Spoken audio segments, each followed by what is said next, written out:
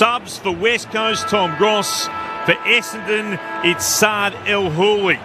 Ball is about to be picked up by the umpire. The Eagles still winless this season.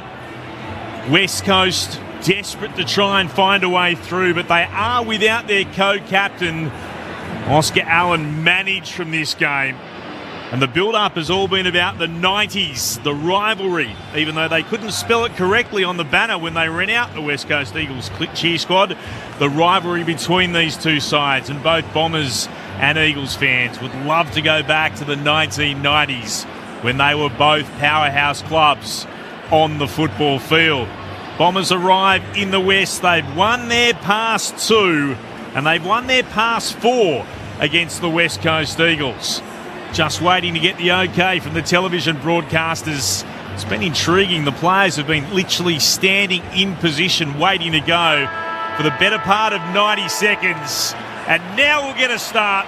Good Friday footy on ABC Sport. Mitch Turner to get us underway for the Eagles and the Bombers. It'll be Draper for the Bombers, Flynn for the Eagles. Ball bounce in the middle. We're underway. Draper got a tap straight down to Harley Reid. Tackled by his opposite, number 9 in Dylan Shield. Have another go out in the middle of Perth Stadium. Umpire tosses it up. Draper taps it down. Kelly tried to shark it, but West Coast couldn't. Hutchinson on hands and knees. He lost it. Reid flicked the handball away. Gresham stole it for the Bombers. Couldn't find its teammate. Followed it up, though. Knocked it away from Baker. Eventually it came back to the Eagles recruit. Got it to Hutchinson. Handball to Flynn. Now Graham for the Eagles in the middle. Goes laterally. Gets it to Hoff. Takes the mark. Goes to the outer wing. Southern side of the ground, and marking down low in the sun is Jamie Cripps. Little spear pass towards half forward. Reid has it. 65 from home. This is Harley. Just chips one short. Slightly forward to Marrick. Umpire called play on. Had to move it quickly. Marrick kicks it inside the West Coast Eagles. Forward 50 Waterman. Couldn't mark off hands Graham. His grubber kick went straight to Ridley. Clear defensive 50 for the Bombers, but it'll come back. The Eagles win it back through Marrick. Now Hoff off to Harry Edwards. Snapper around the body in the Ryan direction. Good fist coming from Pryor. Got it down to Mackay. Copped it up though. Straight to Graham. Coming through for West Coast. Waterman goes low and is taken high. Free kick, Jake Waterman. He'll have a set shot from about 45 metres out. About 10 metres in from the boundary. Just in half forward, a chance for the Eagles' first goal, and the first goal of this Good Friday footy game. Good start for West Coast. This is what Andrew McQualter would want. Strip it back, win contest, win clearance, and try and keep it in the front half for as long as possible. Sharrod, Harley Reid starting on ball, and the two Reid brothers opposed to each other. Zach playing on Archer. I don't have any brothers, but I'd love to have been able to go out and play against a sibling. No Oscar Allen for the Eagles. A lot resting on the shoulders of Jake Waterman. Set shot is on the way. He likes it. So too to the Eagles fans. Jake Waterman has the first goal of the game. And we're underway here at Perth Stadium. 1 straight 6, the Eagles. The Bombers yet to score. Good Friday footy on ABC Sport. Our experts alongside myself and Clint Wheeldon. Dual Premiership player Peter Bell, Premiership player Sharrod Wellingham. Sorry, Shaz. Billy, I like the start from West Coast in terms of the setup. You mentioned Harley going to the middle. Question mark over whether Kelly was ready to come back in after a week in the twos, but they put him straight back in the middle, and I just like the way it's settled. They've got a couple of clearances, like you said, but I also like the patience that they had inside that going inside forward 50 then. Got it to a couple of really dangerous spots and had numbers at the front of the ball. It's nice, clean, simple footy. And it's an easy executable process for them. Good bounce in the middle. Flynn wins it down against Draper. Reid's out after it. Harley's tackled the ground. Draper got him. Ball up the call. Just on the outer edge of the centre circles. Cool day, about 21 degrees. We'll find out what it's like downstairs with the cash in just a moment. Draper won it down. Kelly was out after it. Couldn't gather. Durham tried to dive on top of it. Picking it up was Hutchinson. It's locked into him on the logo. Out of sight. Fair percentage of the ground in shadow. Good Friday footy. The restart comes down to Martin, who gathers for the Bombers, and he kicks towards right half forward. Beautifully weighted kick taken by Jones. He'll bounce back to take the kick. He's at right half forward. Puts it into the right forward pocket.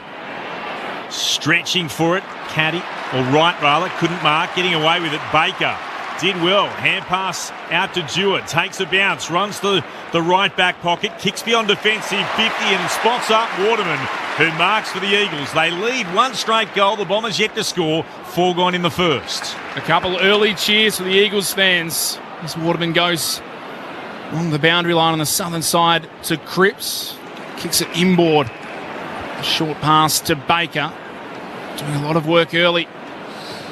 The Jewel Richmond Premiership player. He goes a long way back across into his own defensive 50. Edwards was there to take the mark, and the full switch is onto the broadcast side. Marrick in the bright boots goes short to the lead of Owies, and the Eagles controlling the ball well so far. Owies kick inboard to the logo on the wing. Graham. It's about 2 metres off his line. Umpire didn't call him to play on. His chip over the top. Reed lost it. Was trying to track it back, and coming in and taking the mark for the Bombers is Archie Roberts. Just beyond right half backs. They win the ball back, the Bombers. They trail by 6. Almost 5 minutes played in the first. Roberts short. Was over the top of Merritt. But he wore one in the head by Graham. Umpires thought differently. The ball's across the boundary line. It'll be a throw-in at the Eagles interchange gates. Beneath our broadcast position, a Cash voted downstairs. A Cash. Yeah, perfect conditions for footy down here, Clint. You couldn't ask for better football weather. There's barely any breeze to speak of and around 21 degrees. One down here by Draper. Gave it to Hobbs. Wobbles a kick for the Bombers towards right half forward. McGovern at the back. Won it down. Kako going by. Couldn't quite gather. Right-handed onto Settersfield. Back to Kako. He's tackled strongly to ground. Play on the call. Edwards got him. Eagles with numbers. Marrick went back to Harry Edwards. Then to McGovern to Edwards again. Hurry kick is disappointing for West Coast. It's down the throat of Setterfield. He's marked just shy of right half forward. And there's a free kick. 50 metres. Got Stewart for moving on the mark. Protests. I don't think he moved that much. Enough to see Setterfield come to about 35 out from goal. He'll start in line with the right hand behind post. Did anybody see the ball? I didn't see much there, to be honest. Hewitt was the player who seemed to be infringed, but there wasn't a great deal of movement. We'll wait to have a look at a replay. Well, Setterfield, though. Chance to give the Bombers their first and even things up. Looking for his first goal of the season. In his second game, he's missed. Puts it to the left-hand side across the face. Minor score. One behind the Bombers. One straight 6 the Eagles. 6.5 gone in the first. McGovern with a long kick out. Draper flew high for the Bombers. Couldn't bring it down. Players crash in on top of it. The umpire will ball it up. No surprise. Sam Durham at the bottom of that pack. Play restarts again. Draper just thumps it forward. Kelly leads the way for the Eagles. Marrick got there first, though. Able to get it to Kelly. His handball miss. Hunt coming through right. Did well, the big man, to gather at ground level. Was taken to the turf, and umpire said he disposed of it illegally. There's a big man, Peter Wright, but Jack Graham is the player he ran into, and he is tough. So West Coast free kick at left half back. Not a lot of movement up the field. Eventually called to play on is Graham. Kicks up towards centre wing. Big pack flies in the front. Flynn juggled the mark and took it in the end. Terrific work by the ruckman. Back into the side this week in place of Bailey Williams. His second game of the season. Flynn kicks high and long towards left half forward. Big pack up. Spoil at the back came from Mackay of the Bombers. Trying to get to it was Jones. Bobbled out in the direction of Baker. Following up, Jones tackled him. Ball ricochets away to Redmond. Forced to go back to McGrath for the Bombers. They continue to backtrack. Eventually it comes through the hands of Pryor. Reed before that. Towards left half back. And it's marked by Jones, who was busy in that little passage of play. And then that is a shocker. He's put it out of bounds on the full. Pass of only 25 metres. Missed its target. The Eagles will get the free kick at right half forward. Frustration for the Bombers supporters. Here's Baker with the free kick into the right forward pocket. Mackay front position, won it to ground. Trying to get a kick free. Struggling originally was Jack Williams. Eventually went down the throat of a Bomber. They'll move it beyond defensive 50. It comes towards left half back. McGrath involved and then sliding out to take the mark here is Caddy. Kick originally coming from Shield. He goes across half back. Dangerous kick, but finds its target in Dersma. Dersma plays on by hand. Immediately on defensive 50. Bombers again have it at right half back. Chance to set up again. Ridley to Setterfield. Setterfield kicks towards centre wing commentary side. There's a holding decision the umpire spotted. It's going the way of West Coast. And McGovern will have it just shy of the wing. A horrible kick inside the centre square from McGovern. Straight to Draper. Took it on the half volley. Blazed away and missed everything in the end. He's wide right. It bounces out for a boundary throw-in. It was a terrible kick by McGovern. Well, not offside of the boot, wasn't it? Not easing his way into the game after a couple of weeks off. Jeremy McGovern trying to peel off a really difficult corridor kick. Turned it over and Draper left the Eagles off the hook. Clint rightfully so handed over to me. The ball was in the hands of McGovern. Thought he was safe. Right, taps it down from the stoppage. Came to Graham of the Eagles. Got it to Kelly. Now Hoff under pressure. Did well to arch the back and get away from Merritt. Left foot kick up the wing and Draper. Kick behind the play, takes the mark. The Bombers have it back. Gave the handball straight away to Redmond. He ran into trouble. And he kicked it straight to Graham of the Eagles. Not pretty football at the moment. A little bit of ping-pong stuff. See if Clint Wheeldon can clean it up for us. Turnover-a-thon. Back to McGovern. Normally so reliable. Put Mitch under a bit of pressure last time. McGovern goes beyond defensive 50. The ball's bouncing across the line. Blocking free kick. Free kick being paid up against the boundary line. It'll go the way of Mackay. He goes back to Ridley. Short again for the Bombers to Martin. He's looking for Shield, but getting in front though, Baker. Couldn't complete the mark, but was able to knock it down and set across the boundary line. It's going to be a throw-in, about, let's say, 52 out from the Bombers' attacking goal. They won the coin toss at the start. They elected to head towards the city end of Perth Stadium, to the right of our broadcast position. 11 gone in the first. Eagles by 5 points. It's down that end at the moment. Flynn's boot came off as he knocked the ball towards the boundary, and the boundary beat Graham to it. It's a very, very dense setup at the moment from both teams. Almost all players on the field in the left forward pocket, forward flank.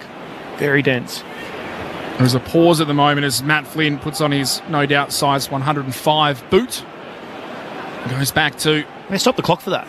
Well, he was in the middle of the play and he's the ruck involved, I guess, so you must have to. Here he goes, up in the ruck for the Eagles opposed to right. Front position was won by Flynn, tapped it down. Martin couldn't take it for the Bombers. Hobbs came through and was tackled immediately. And we'll reset again. There's been a robustness about West Coast early play. They'll obviously want to sustain it for longer periods than what they did last week. Ball now a kick and a half from the Bombers' attacking goal. Wright had a couple cracks at it, eventually tapped it towards Harley Reid, who just kicked it out of bounds, and the umpire said it was accidental. And I think the setup is conducive to that. It's dense. If they're going to go in and play a contested brand of footy, keep it simple, get everyone up and nice and close to the footy, and it's you don't have a nice open game. Ball put back into play. Flynn won it down against Wright. It bounced back to the Bomber though. Looked to hand pass it forward. Hobbs in hot pursuit. And Will Merritt gathered it. Tried to get a hand pass on. Intercepted by McGovern. Hands again to Graham. Goes back by hand. This is Edwards. Harry Edwards hits high up into the air. Good fly from Draper. Tallest man in the pack. He dragged it down despite being the furthest man back. He's forward of the southern wing. He'll put it back into the left forward pocket. They come from everywhere. Stretching but unable to mark Caddy. Out the side to Dewar, then to Edwards. Now to McGovern. Almost in trouble.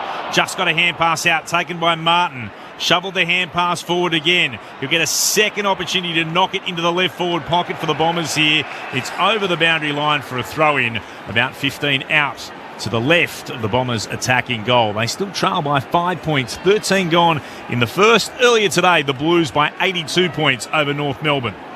Graham with 8 disposals for the Eagles. 6 for Martin. Leads the Bombers. Ball spun back in. Right, tapped it. Durham overran it. Baker was dispossessed. So was Harley Reid. And there is Martin. Better handball to Jones. Now to Wright. Coming through Shield for the Bombers to kick there first. It's touched off the boot. It went through the big sticks. But it took a deflection. It's a minor score. So the Bombers are 2 behinds. West Coast a 1 straight 6. We've played 13 and a half minutes. They are just going to do a score review before they confirm it. Now, the call was that it was touched by Harry Edwards off the boot, and the replay clearly shows the smothering attempt was Why? Somewhat successful. It was closer to a smother than a touched, Yeah, I it reckon. was. Got a lot of hand on it. I think it was Harry Edwards, was it? Yeah, so minus score confirmed. The Bombers 2 behind. The Eagles 1 straight 6. Good Friday footy on ABC Sport is Clint Wheeldon. Genuine palm rather than the fingertip flick. A parry for our round ball fans. Oh, that's good. I like that. McGovern with the kicking duties. Long towards left half back. Draper palmed it down. Hutchinson had it for the Eagles. Ran straight into Draper. And he's been pinked for holding the ball. Yeah, tried to fend off. When you do that and you don't dispose of the ball, that's your prior. Here's Draper on the northern wing, beneath the commentary boxes. The big bomber puts it back inside forward 50. Going up then was right, couldn't complete the mark. Jones put his head over it. Hutchinson missed it as he tried to go through. Here's Flynn, now to Hoff, kick smothered. Ricocheted away, Hutchinson stuck out the arm, couldn't gather. Hand pass from Durham, back into the danger spot. To Merritt, to right, couldn't take the hot hand pass. Comes to the Eagles. Went to Baker, dangerous hand pass out to Pryor, forced to go back again.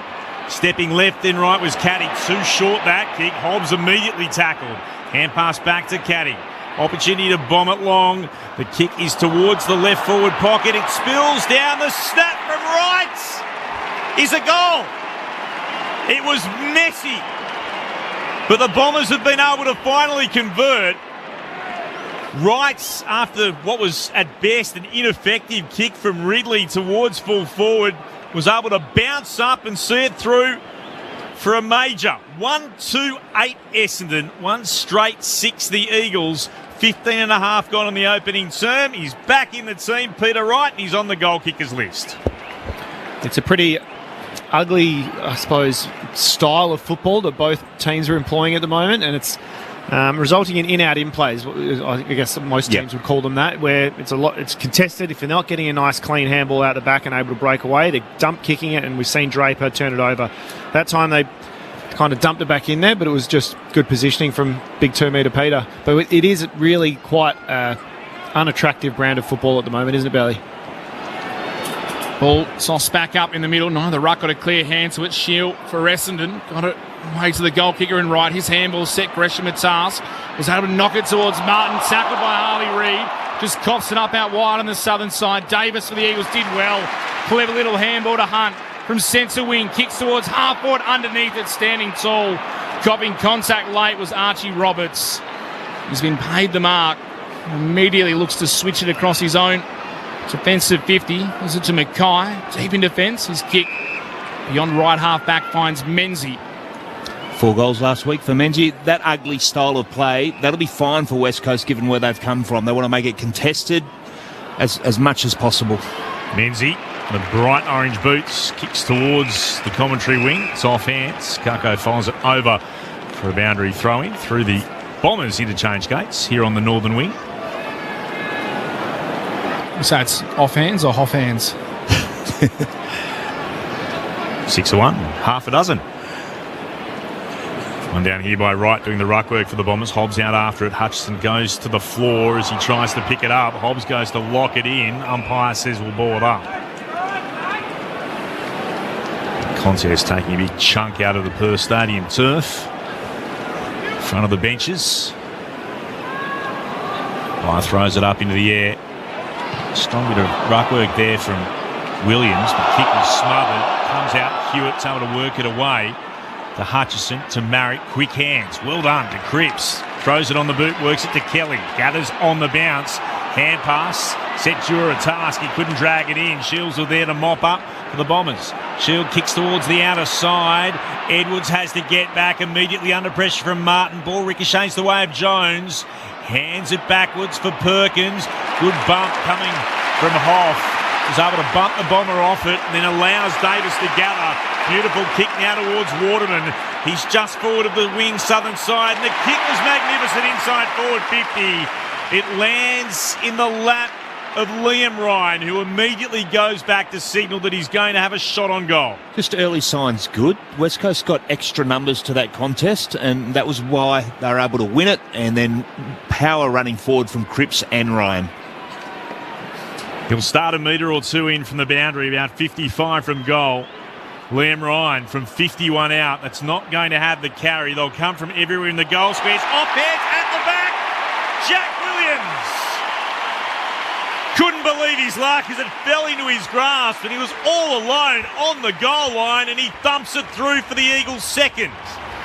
West Coast 2 straight 12. The Bombers are 1-2-8. We've travelled 19 minutes into this opening term. Good Friday footy on ABC Sport, ABC Radio, Sport Digital, News Radio, and streaming on the ABC Listen app. Our experts, Peter Bell and Sharad Wellingham. Big ground ball win, wasn't it, Sharad? Brady Hoff, who's been really honest this season and in his career so far, and kicked to a dangerous area. Essendon failed to deal with it, and Jack Williams couldn't believe his luck. Good contest, Archer Reid. He took care of a couple of players, and Jack Williams, just easing off the contest at the back, ran into an open goal. It's the intent, isn't it? You can see, like you mentioned, the intent to work over to that contest, the intent to hit body. It's there so far, and how long are they going to be able to maintain it, West Coast? Change up with Harley Reid going to the back line here as well, starting in the defensive 50. Fourth goal of the season for Jack Williams. Back in the middle, Shield soccers it out of the centre square on the ground straight to Duggan. Had a little fumble. He's eventually able to get it to his Eagles teammate in Marrick, who kicked it straight to Martin of the Bombers, who's racking them up early. This will be disposal number 9 for the former Subiaco Football Club product. He plays on, wheels around, kicks it inside the forward 50. Jones in front, punched away by Jinby. Jones did the roving, got it to Kako, coughed it up back to West Coast. Davis, handball across to Marrick, kick up the wing, looking for Archer Reid, diving, couldn't take the mark, but he was held. Free kick, West Coast has players streaming forward. Waterman and Cripps. Waterman, the recipient, takes the chest mark, running back towards the pocket. And as all good full forwards do, he said, let's settle down, I'm going to kick the goal. He worked really hard, Archer Reid, in that marking contest, won a free kick, and then it was really noticeable. Hard running from West Coast players. Waterman, obviously, who was on the end of it, but any one of a number of players could have marked that, including Jamie Cripps again. Well, that's what they're potentially going to see a bit, isn't it? A little bit of space out the back with them trying to condense the ground. The concertina effect is going to be space out the back if they do turn it over. That's one goal already today. Jake Waterman. Set shot on the way. Goal umpire barely has to move. He's got 2. West Coast have 3. And they're out to a 10-point lead, 21 minutes into this first term. 3 straight 18, the Eagles. The Bombers are 1-2-8. Good Friday footy on ABC Sport. Our experts, Sharad Wellingham and Peter Bell. Essendon are getting their hands on it, but they've got to change the way they're going inside forward 50, I think. They're just dumping it and not really being too deliberate with their skills going inside 50. Just, fueling that rebound at the moment for West Coast. They've got to change up the way they're going inside 50 for mine. And all 3 of their goals, which hopefully we've been able to paint a picture from, have been turnover goals, Sharad. So forcing Essendon into a skill error and then working really hard forward to put them to the sword. They're up by 10, the home side. Hope springs eternal for the Eagles fans that have made their way in on Good Friday. Draper, though, won that down. Merritt couldn't gather. Socked forward by Kelly for the Eagles. It'll bounce inside forward 50. Getting back under genuine pressure. Roberts was able to get a hand pass away.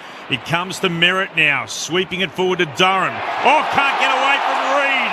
That's a terrific tackle and holding the ball. Harley Reid got him.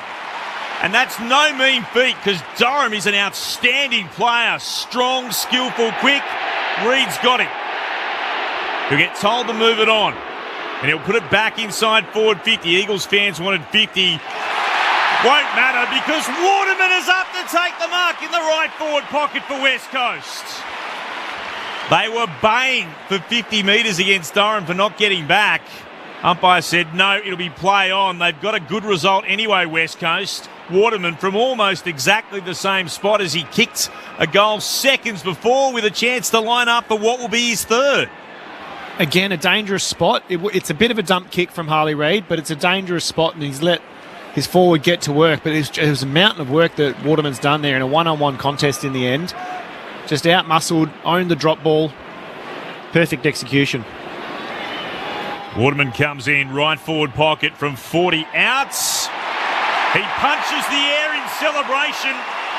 He's got 3. There's a little bit of afters too. He'll high-five all his teammates as the Bombers' defence had a little bit to say. 4 straight 24 West Coast. The Bombers are 1-2-8, 24 gone in the opening term. Good Friday footy on ABC Sport. Our experts, dual premiership player Peter Bell, premiership pie Sharad Willingham. Excellent open field tackle by Harley Reid. So hard to execute. They're really hard to execute, and he just nailed the Essendon player. And I'm not sure how it happened, but Waterman was opposed to Jackson Pryor, who's undersized. Waterman's a seriously strong guy and just fended him off, protected where the ball was going to drop, and he's off to a flyer. Waterman 3 goals in the first quarter. The big lifting part from that is that tackle, isn't it? It really gets the teammates up and going. Ball bounce in the middle. Flynn v Draper. Draper won it down. Got it to a teammate underneath in Durham, who was immediately tackled. There's been a bit of that going around. Can't get away at the moment. Draper just shoved Flynn out of the way. Tapped it down to Hobbs, who was tackled by Graham. And you can feed off tackles like that, can't you? When your younger teammate does it, suddenly Graham's in there doing it as well, and it can become infectious. Trying to reset again. Flynn tapped it down. Oh, he's went without it. Tackled without the ball, and the bottom was Merritt. Ball's just bobbling around. They can't be separated. No, you're exactly right. You love it. You don't so much feed off the tackle. You feed off the intensity. The intensity is what's infectious, isn't it? It just gets around everybody. Ball tapped down out of the ruck. There's a holding free kick going the way of Draper, who immediately handballs to his captain in Zach Merritt. Kicks inside the 50. It's straight into the hands of Jeremy McGovern. Fans delighted to see the 5-time All-Australian back, and that's a great kick in the middle of the ground. Got it to Flynn. His handball far too hot for Hutchinson running past. He's turned it over. Umpire's blown a whistle. It's coming back towards Merritt, who was the one who forced the turnover from Hutchinson. So Merritt handballs off to Breyer. Long kick inside the forward 50. McGovern in front. Couldn't take the mark, but he was dragged down. And he'll have the ball back again. It's good to have Jeremy McGovern back down there for West Coast. They lead by 16 points, 26 minutes gone into the first term. Goes long towards the southern wing. Oh, big fly from Ryan. Thought he was knocked out of it. The umpire said no, play on. Comes out the back. Graham dives on top of it, shows courage. And he's given away a free kick. Contact below the knees here.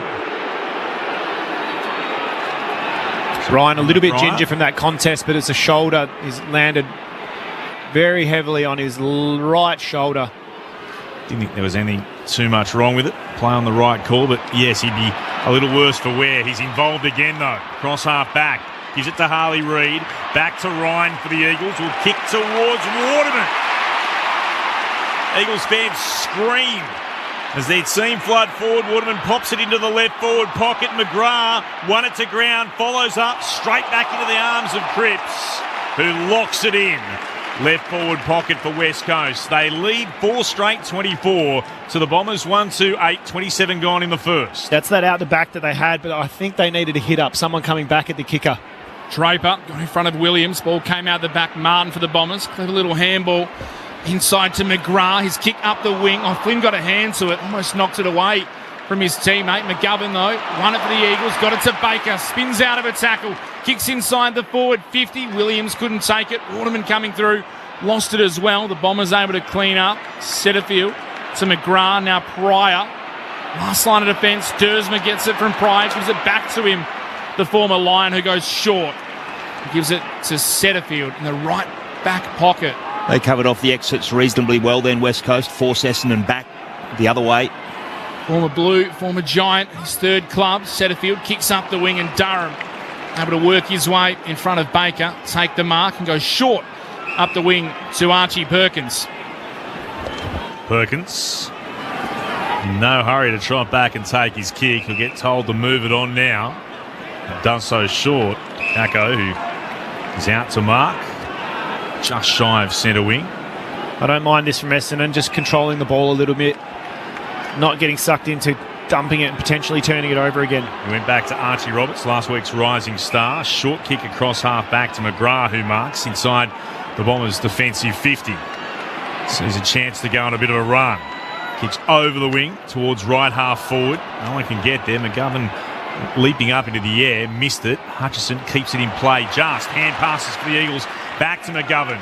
Measures the kick inboard to Flynn, who marks and decides he's going to pause for a second.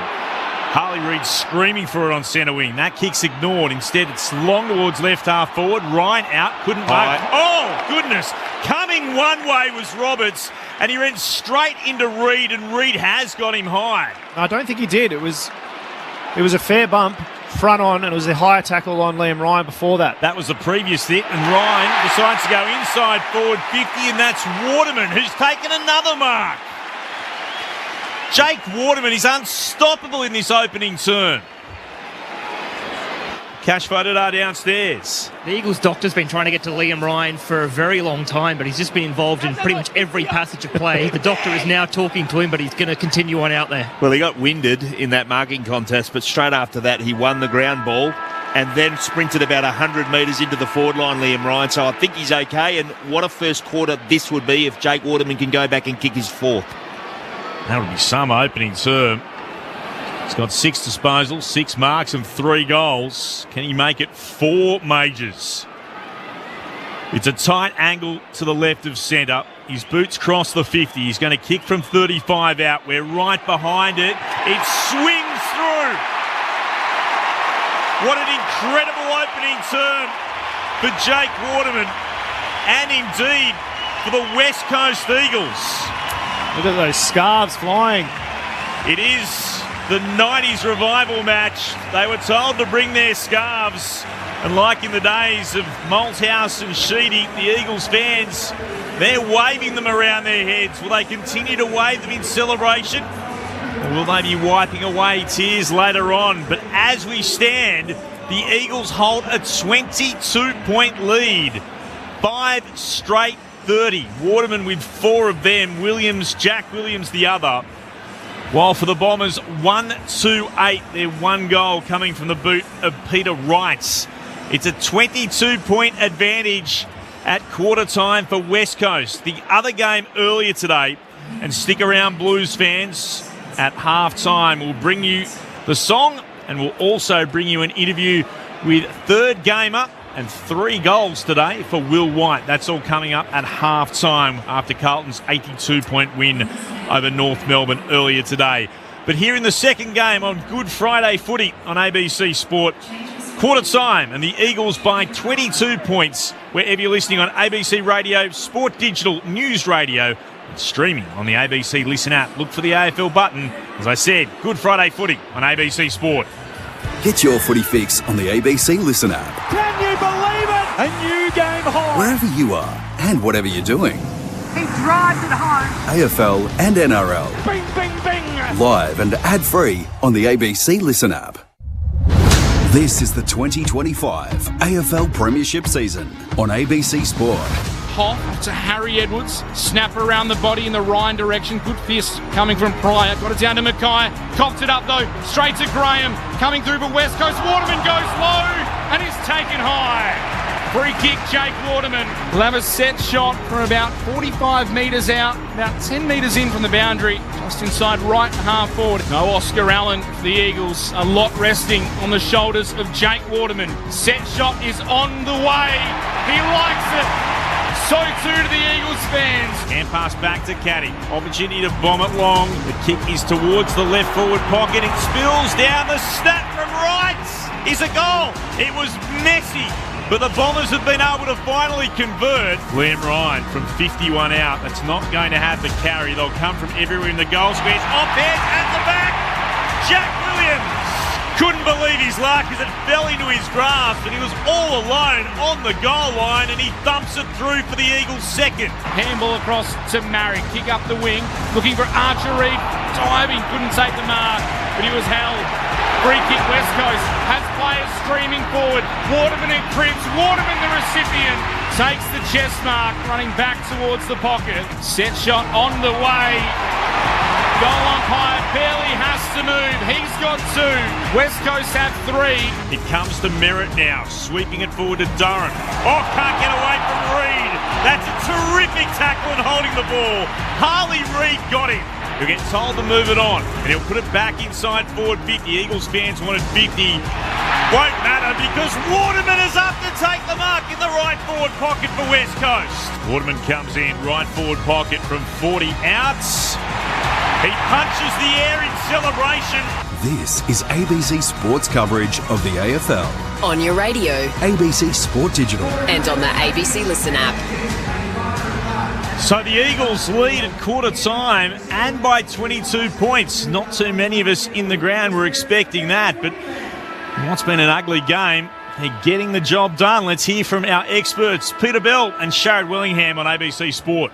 Well, excellent start by West Coast. Even before they were scoring, you could tell there was a robustness around the football. Jack Graham involved, Liam Baker involved, Tim Kelly as well. They just looked stronger, and then the work rate came to the fore. Sharad, you mentioned a couple of times how the West Coast Eagles forwards were setting short, so coming up closer to the ball, leaving a whole lot of space behind. And when West Coast were able to win the football, Cripps, Ryan and Waterman had so much space to work into, and to be honest, we're just working way harder than the Essendon opponents. So really like that. 5 goals from turnover from West Coast, all 5 of their goals. So just forcing Essendon into an error, and then they were able to capitalise. But love their contest work. They're winning contested possessions. They're winning tackles as well and disposals. So if they are going to keep that trend going, then you'd think this is a game they can absolutely win, particularly with a great start with Jake Waterman kicking 4 of the 5. Yeah, a great start from Jake Waterman. But like you said, it's the intent, it's the mindset that they've gone out there with. It is also a little bit of a change-up structurally, getting all those forwards up high at the contest. But Essendon are also doing it. But it has been an ugly game. There's been lots of turnovers. The turnovers are even. But it's West Coast at the moment who are able to get reward for those turnovers. And it's their structure that's enabling them to do that, like you said. But it's the efficiency when they're going in. So they've had nearly the same amount of inside 50s, but the West Coast backs, Jeremy McGovern's had 11 touches, and he's just absolutely patrolling the back of the ground, isn't he? And Harry Edwards had 7 touches. They've been really, really dour back there. I think you called it a couple of times inside 50. Essendon have energised the ball with a handball. Draper's given one, I reckon, to Redmond, and Zach Merritt got one as well that just weren't on. And that ended up being a hack kick inside 50. And we know that Jeremy McGovern will feast on those if you keep sending them in without really kicking to advantage. So great start for West Coast. So 11 for McGovern for West Coast. Jack Graham and Ryan Marrick have 8 apiece for the Bombers, 10 for Martin, and then 6 for Wright, Pryor and Merritt. A stat many fans will be interested in. The Eagles lead the contested possession count 35-29. They had 77 for the entire game last week. It was their lowest they've ever had at the Eagles. So a big increase on that already. Who says football isn't played between the ears? The lowest full stop since that stat started being recorded, and they've just picked up their second quarter win of the year. They've got a 22-point advantage. How do Essendon respond? Not a great bounce in the middle. Umpire says play on. Draper got more of a telling tap down. Merritt's now able to gather on the outer edge of the centre circles. Wobbles a kick forward. Baker got in the way. Played on quickly to Jinby. He's going to come back here. Why does that come back? I do not know. Didn't like the decision he made? I thought it was play on. Yeah. Baker made the decision to move it on, and it's been told to come back unless it was some weird thing like wasn't over his mark. I'm not sure. To McGovern. Moves it again to Harley Reid, who marks in the shadows at left half back. He'll run into the sunshine, the little sliver that's through the gap between the roof and the back of the stands at the city end of the ground. That's the way the Eagles are going in this term. The kick's towards the southern wing. Kelly has it. It's locked into him. Ball up will be the call. Grant in Hobart listening in. G'day to you, Grant. Thanks for saying hello. 0437 774 774 if you want to, as the Bombers win the clearance. Shield gets a kick away, more up and down in the lift shaft than anything else, and Flynn has taken the mark. It's gone just far enough. Flynn for the Eagles, kicks back into the left forward pocket.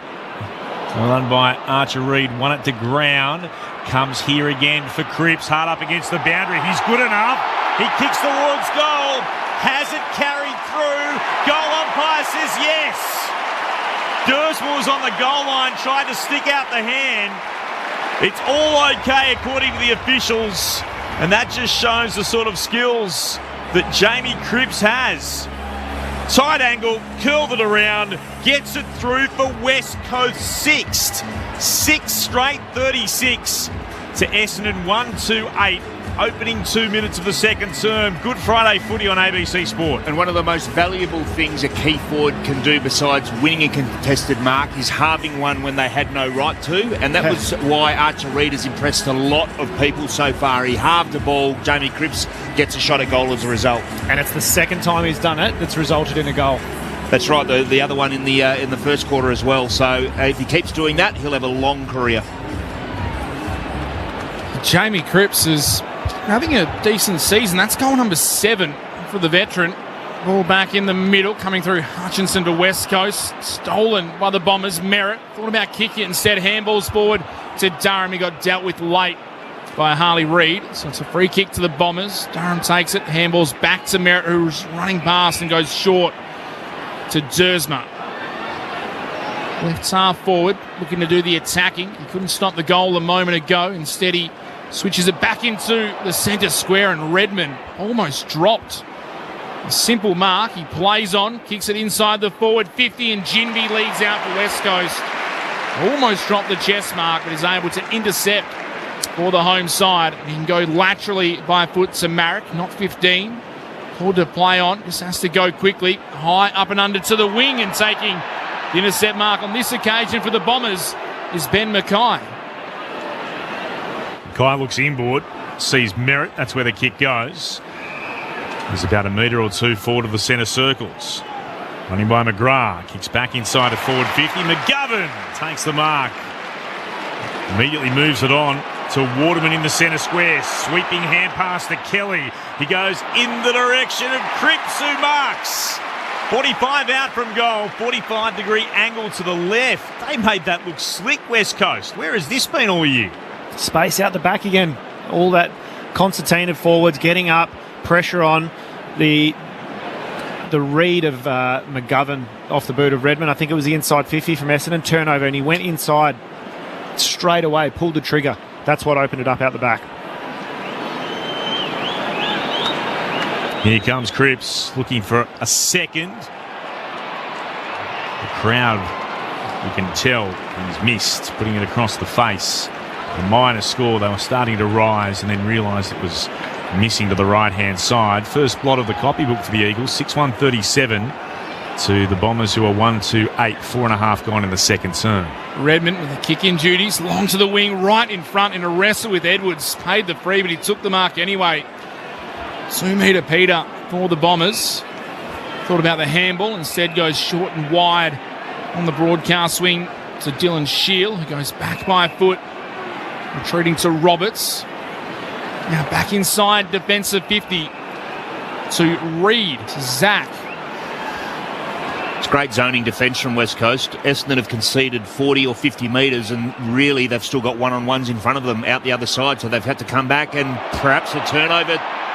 The ball went to Ben Mackay. He tried to switch it back to the pocket, missed his man. The Eagles have come in and now stolen the ball away. Graham has it just inside the 50, composed.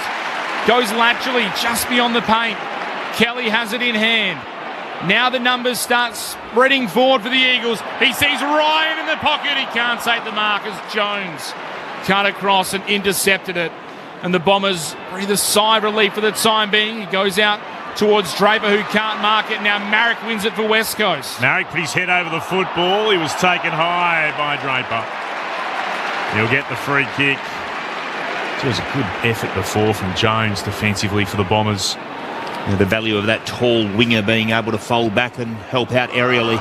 Marek gave it to Dewar. Well, he almost turns it over. Hobbs knocked it down. Bounced the way though of Harley Reid. Puts boot to balls. It kept in. It's hard up against the boundary line. No. Cripps was appealing that he'd marked it not to be. It's going to be a free kick for the Bombers. He's got it at right half back, and then because Cripps didn't return it immediately to Redmond, it's a 50 metres against West Coast. So the Bombers will look to play on quickly. Comes to Martin right in the middle of the ground. He's under pressure. He's run down. Archer Reid got him. Just didn't know he was coming. Well, there's an opportunity to go quicker there for the young man. It may still work out, such as the number of Essendon players caught offside. It comes on now. Hewitt took too long. And Martin returned the favour. It was. Martin said, I'll have that one back. It spilled out for McGrath. quickly moved it to Merritt for the Bombers. Out towards Perkins, forward of the wing, southern side. Oh, that was unusual. They traded blows, did the two sides. Jones leads up short, takes it just beyond right, half forward. It's a tackle of redemption for Martin. Heading towards the Farmer Freeway end. Jones goes into the pocket. Peter Wright, one grab, two grab, paid the mark. Terrific grab by the big man. And he pushed forward hard. Took the mark. I'll have a set shot, tight angle, about 35 metres out in the right forward pocket. Essendon will be happy with that because they had Jeremy McGovern out of position, kicked it over his head. It's exactly what they want to be trying to do. And then it's going to be very hard to outmark Peter Wright inside the forward 50. The Bombers haven't scored since the 16-minute mark of the first term. Peter Wright. Kick is on the way. It's there. The Bombers get one back. Wright's got his second, and it ends the run of 5 straight West Coast goals. Margin back to 23 points. 2-2-14 now Essendon. They trail West Coast 6-1-37. 8 minutes into the second term. Good Friday footy on ABC Sport. Our experts Peter Bell and Sharad Wellingham. And if I had to be critical, I'm going to be critical of Jack Graham. He said slow down, slow down, slow down, but they had numbers out. There were numbers out, and Archer Reid did the right thing, I suppose, by listening to an experienced player, but you'd love to have seen him bounce up. Bounce up, get it going forward. They would have scored for sure. Well, he could have taken the advantage. He had the ball in his own hands, Graham. He could have just gone himself. Earlier today, the Blues by a whopping 82 points over North Melbourne. The first game of Good Friday footy. Recap that at half-time. Bounced again in the middle. Draper got a fingertip to it. Kelly went over towards it. They've been held with Setterfield. He'll take the free kick. And will take it by hand. Worked at the Martin. Comes back to Setterfield. Puts the Bombers inside forward 50. Leading out and marking. That's well done from Wright again. He's been their only goal kicker so far. He marked that about 49 from goal. He'll start in line with the right hand behind post. He's pulled up a bit sore, which may impact his ability to kick this one. If he wasn't sore, definitely within his range. He's a very long kick of the ball, but we'll have to wait and see. He's proving to be a bit of a problem, Peter Wright. His left knee dug into the turf. And he's just trying to crater. Yep, he's just trying to work it out at the moment. It's a big divot. He's about to run over the top of it. Wright gives this plenty. That is a thumping kick. He's got 3. No problems. When it comes to scoring, it's a one-man job at the moment for the Bombers. Peter Wright with 3 goals. Leading goal kicker in 22 and a best and fairest winner that year as well. Bombers are 3-2-20. The Eagles 6-1-37. 10 minutes gone in the second term. So the Eagles lead cut back to 17 points. Good Friday footy here on ABC Sport. Canberra is where we'll head on the text line. Say good day to Brett. Enjoying the call, backing the Eagles in today. But he's a Blue supporter, by the way. He'll be happy. Stick around at halftime. You'll hear the Carlton Club song. We couldn't get it to you, unfortunately, because of the time. But if you stay with us, we'll bring that to you. In the meantime, Peter Bell and Sharad Wellingham. We'll go straight back to the game. It's a bounce down. No, I was expecting something pithy and short from you, Shaz. Well, Setterfield wins it for the Bombers from the restart, and they will go forward. Hobbs hit as he kicked, and he'll get a free kick down the field. Oh, no, the umpire said it was in the back, so it wasn't late. The contact on Hobbs means it'll come back towards the logo on centre wing. Let's see if West Coast can halt this momentum. Hobbs looks to spear one towards Gresham, went over his head, coming through Dersma, couldn't win it, free kick paid to the Bombers, taking the advantages. Durham kicks on goal, it's wide right. It fails to score at all. Be out on the full, the Eagles will have it back. Just a little momentum going the Bombers' way. How will the Eagles cope? They're being tested. Edwards kicks it out towards the wing. No one really flew. It almost landed in Redmond's hand for the Bombers. Williams, this is Jack. He gave it to Graham for the Eagles. He was tackled by Durham. Dispossessed. Umpire said play on. Then Jinby handballed it. Umpire said holding the ball. Right result. Weird way of getting there. Good pressure from Essendon. Just a bit more composure required of West Coast. Hobbs goes wide. Just Outside right half forward, Jones. Disposal number 8. Just doing a mountain of work.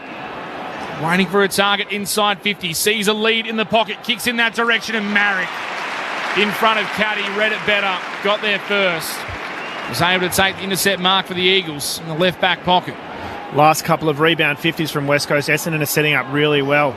Dangerous kick short by Marrick to Baker. Still inside the 50. Now Baker's kick out in front of Jimby. Sets him a task. Gresham is there for the Bombers. Stole it. Gave it to Dersma. He lost it. Now Gresham goes back in. Ball bobbling on the broadcast wing. The Bombers able to maintain possession. McGrath got it back to Dersma. Running in a circle. Kicks inboard and finds Menzie, who plays on immediately. Kicks inside the forward 50. Has a man out the back. Can't take the mark. Was looking for Caddy. It spills to Martin. Handball over the top. Shield. 10 metres out. Can't miss. Doesn't miss. The Bombers have got 3 in a row. Dylan Shield gets his first of the day. And the Bombers, it wasn't all that impressive, but they just made it work. They got it forward and they kicked the goal. 4-2-26 Essendon. 6-1-37 West Coast. It's an 11-point margin. 13 minutes into the second quarter. 3-1. Peter Bell, Sharad Wellingham. They've done a much better job at raising the intensity, but I think I mentioned, they've set up much better structurally in that zone when West Coast are trying to bring it out of their defensive 50, and they're trying to bite off a little bit too much than they can chew. Turnover, slingshot back the other way. Two Reid brothers continue to stand alongside each other. West Coast forward 50. The Bombers, they're up and about at the moment. As Mitch said, they've kicked the past 3 goals. Clint Wilden, Mitch Turner, our experts Peter Bell, Sharad Wellingham, Akash Fodadar downstairs. Flynn versus Wright in the centre circles for the restart. Good bounce. They lock hands. Flynn takes clean possession. Got a hand pass meant for Harley Reid. Durham tried to knock it away from him. Reid goes to ground, picks up the football, and then Durham locks it in. Umpire will ball it up between the centre circles and the attacking edge of the centre square for the West Coast. Thrown aloft. Right, winning it down. Hobbs spinning out of trouble for the Bombers. To Shield. Back to Hobbs. To Shield again. Kicks around the body, it bounces past Right, and then hit Kako on the right shoulder, ricocheted away from him, then cleverly socketed away from Hoff coming the other way. Going crashing in from the side, Caddy allows Kako to gather, hand passed over his shoulder, it came to Harley Reid. Caddy takes him to ground, and then it's on afterwards. Jumper pushing, tugging, Hunt goes in, Kako's there as well. Jamie Cripps tries to drag Caddy off the ground and away from Harley Reid. They've spotted a free kick and somehow they've decided it's gone the way of Kako. And Kako has it. Eagles fans are unhappy. Kako hits long inside the forward 50. Big pack up. No mark taken. Spilled down to Perkins. Tried to work it on to Menzie. He couldn't gather. Coming the other way was Baker. Bounced off a bomber and then went over the boundary line for a throw-in deep inside their forward 50. The Eagles are 6-1-37. The Bombers are 4-2-26. 16 gone in the second term. This is Good Friday footy on ABC Sport. Just wonder if that's an early Harley tax because he didn't start that. That was all Caddy.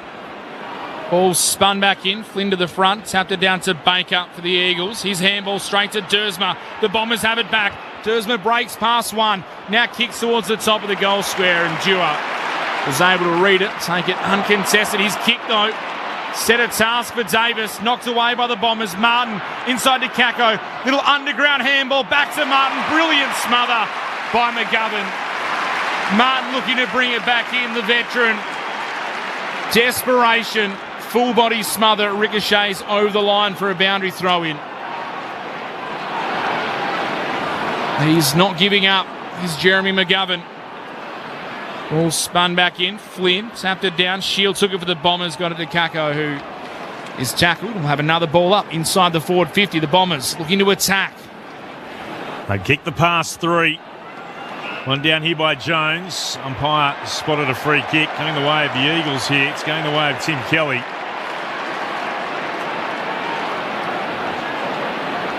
Kelly standing Hard up against the boundary line. Left back pocket for West Coast. He'll kick towards left half back. No mark taken. Spills down in the direction of Hewitt for the Eagles. To Williams, to Dewar, moving it on to Davis, hard up against the boundary, kicked on the outside of the boot, met by Ridley, coming the other way at pace for the Bombers, to Hobbs, not a great hand pass, intercepted instead by Graham, moving it forward to Waterman for the Eagles, kicks back towards Archer Reid, in the centre square, comes to Baker, heads into the right forward pocket, stretching but no mark taken by Cripps, who continues to battle against McGrath. Cripps still goes, is able to get it up now, hands it off to Baker. Baker on in turn to Kelly, under pressure, the kick was short, spills out again into Davis, who snaps and misses to the right hand side. Good pressure from both sides, Davis couldn't convert, minor score for West Coast, 6-2-38. The Bombers are 4-2-26, 17 gone in the second term. Good Friday footy on ABC Sport. It's just been a little chaotic the past few minutes. Ball in the hands of Ridley. Kicks long to the wing. Jones in front for the Bombers. Couldn't take the mark. Menzies got a handball forward. Down in front of Perkins. Tackled by Hutchinson. They turn it over. The Eagles have it. Good handball by Duggan to Kelly. 60 from home. Looks for Waterman in the pocket. It's over his head. Can't take the mark. Rolls out of bounds. He wants number 5, Jake Waterman. Not to be on this occasion. Kelly missed the kick. He tossed back in. 10 metres around from the behind post. Jeremy McGovern gets a warm applause as he takes a rest. Archer Reid in front from the restart. Taps it down. McGrath's onto it for the Bombers. Hugging the boundary line. Kicks a wobbler. Somehow stays in. Bounces on its end. Eagles fans said it was out on the full. Umpires called play on. Ryan, little tap forward to Duggan, who's tackled by Shield. It was a brilliant kick for touch almost by McGrath in the end. I thought it was out of bounds. The umpire had the best view in the house and said, play on. Ball up. 55 out from the Eagles' goal. Ball put aloft. Williams knocks it forward for the Eagles. Hewitt runs straight into trouble. He's been tackled to ground and he gives away the free kick. That's a strong tackle from Roberts. Again, Hewitt met him at pace, front on. Roberts took him to ground. Archie Roberts, last round's rising star, kicks beyond defensive 50. Jinby got there first in the pack of 6. Got a fist to it, ricocheted away and to the right, and then over for a boundary throw-in as Kelly comes off. Running back onto the ground, Matt Owies. 10 disposals for Kelly in his return. Ball to be put back into play between wing and right half forward for West Coast. Draper with a more fingertip touch down towards Graham. Got a hand pass out. Durham intercepted it. It's tackled immediately by Hutchison. And then the ball just came out the side. More Eagles pounce on it. Graham and Hewitt. There's a bomber underneath all of that. Climbing up off the deck slowly, but eventually nicely worked in the end. It was Setterfield from the restart. Comes down for the Eagles in the direction of Graham. Tackled immediately. Setterfield was in there once more doing the defending for the Bombers. Ball up the call. Just shy of right half forward for the Eagles. 6-2 plays 4-2 into time on in the second term. Draper tapped it straight to Durham, who tried to burst through. Was tackled immediately. And like this from West Coast, they've stalled Essendon's momentum after they kicked 3 quick goals in a row.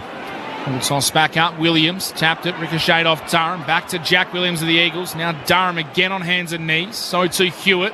Flicks it out. Hutchinson flirting with the boundary line. Flirting too much. Overstepped the mark. It's out of bounds. Either side here wanting to let this ball out. It's going to be tossed back in. Slightly favouring the Eagles' attacking end.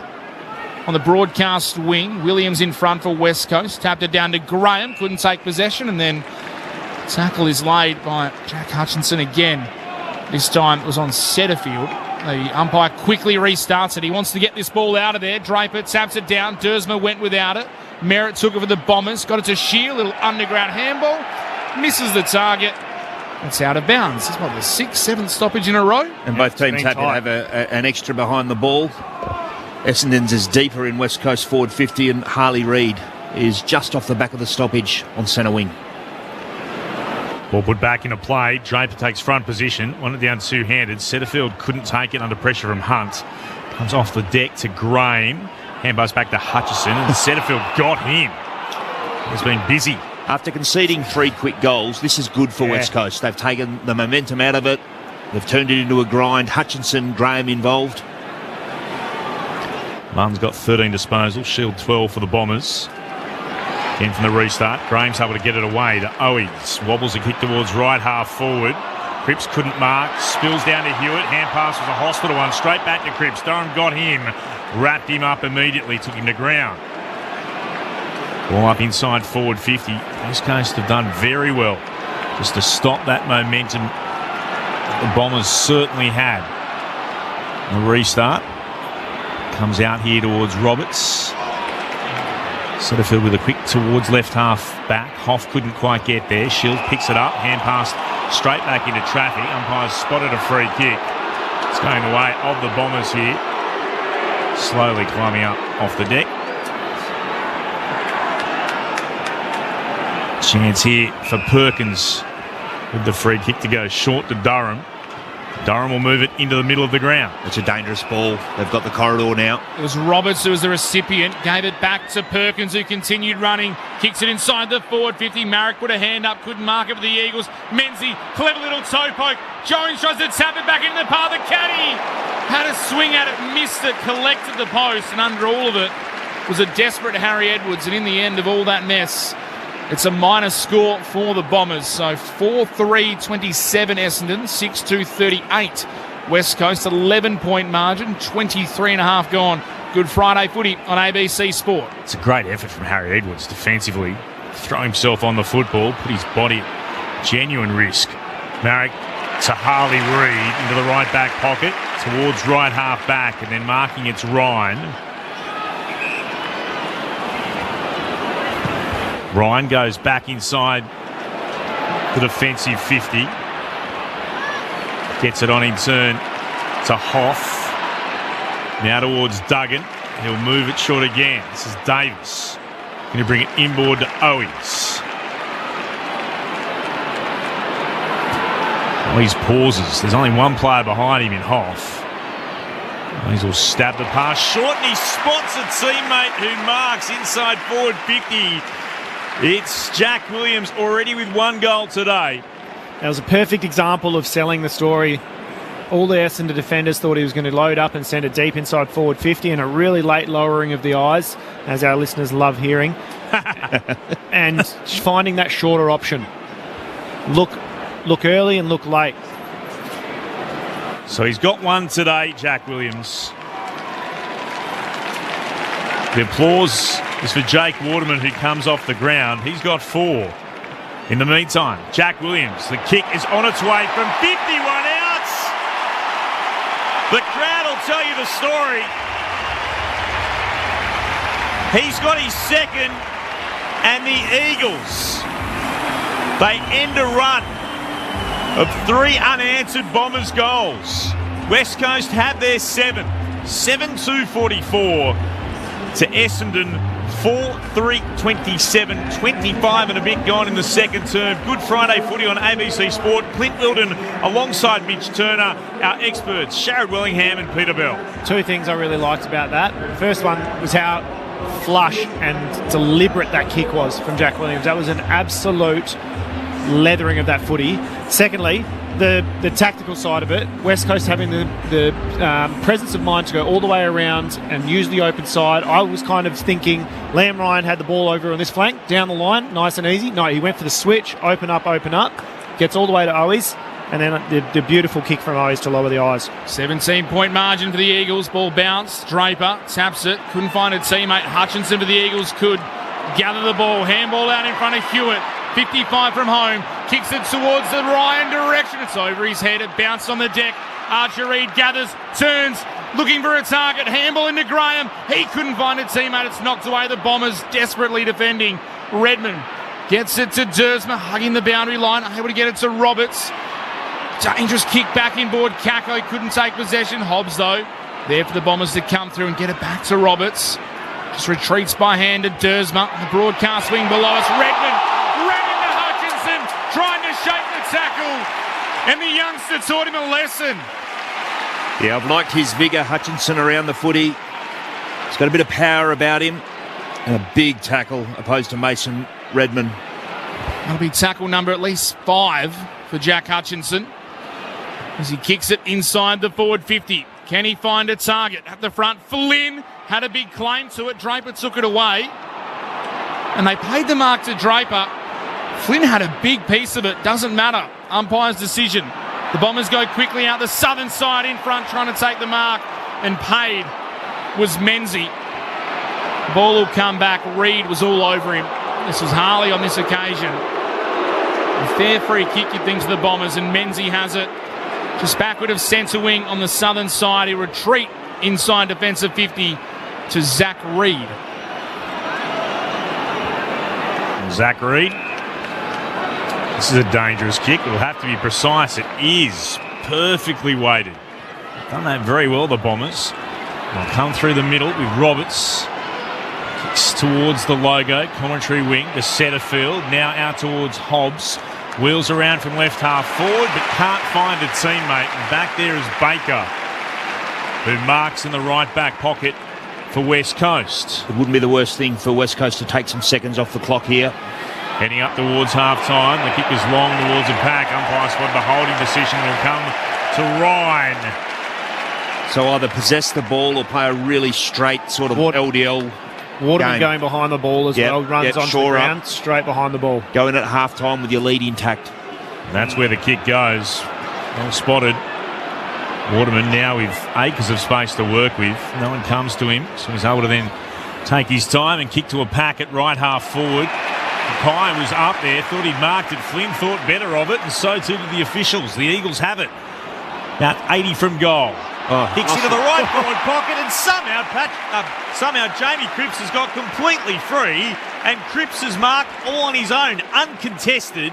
Yeah. About 35 from goal. Tight angle, though. He's only a few metres in from the boundary. Redmond's tried to read it off the boot and get to the contest, and taken his eyes off the footy, and it's dropped short. Defender's worst nightmare. Big Matt Flynn will claim it, but it did slice off the foot just a little bit. As we know, Cripps is easily good enough to kick these. It is a tight angle from the right forward pocket. Just misses, pushing it across the face. A minor score. 7-3-45 the Eagles, 4-3-27 the Bombers. Almost half an hour gone in the second term. Good Friday footy on ABC Sport. Jake Waterman's the deepest Eagle on the ground, playing behind the ball. Pryor looks to bring it out.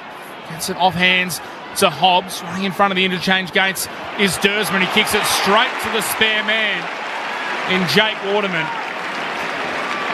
who has 4 goals and is playing as the deepest defender for West Coast. No, it's a smart move. Very smart. There's less than a minute left to play in this second term. Waterman goes up the wing. Flynn in front. Draper grabbing him all over the jumper. Flynn will win the free kick. Baker running past. They want one more, West Coast. Baker sends it inside the forward 50. Going back and taking a strong mark is Pryor. And he's either hurt himself here or he's thinking, I'll waste as many seconds as I can late to try and get to half time. But he does have a limp on Jackson Pryor. And there is the siren for half time. The Bombers rallied in that quarter, but the Eagles managed to fight back again late, and they'll take an 18-point margin into the main break. West Coast 7-3-45. Essendon they have 4-3-27. Clint Wheeldon. So for just the second time this season, the Eagles find themselves in front at the major break.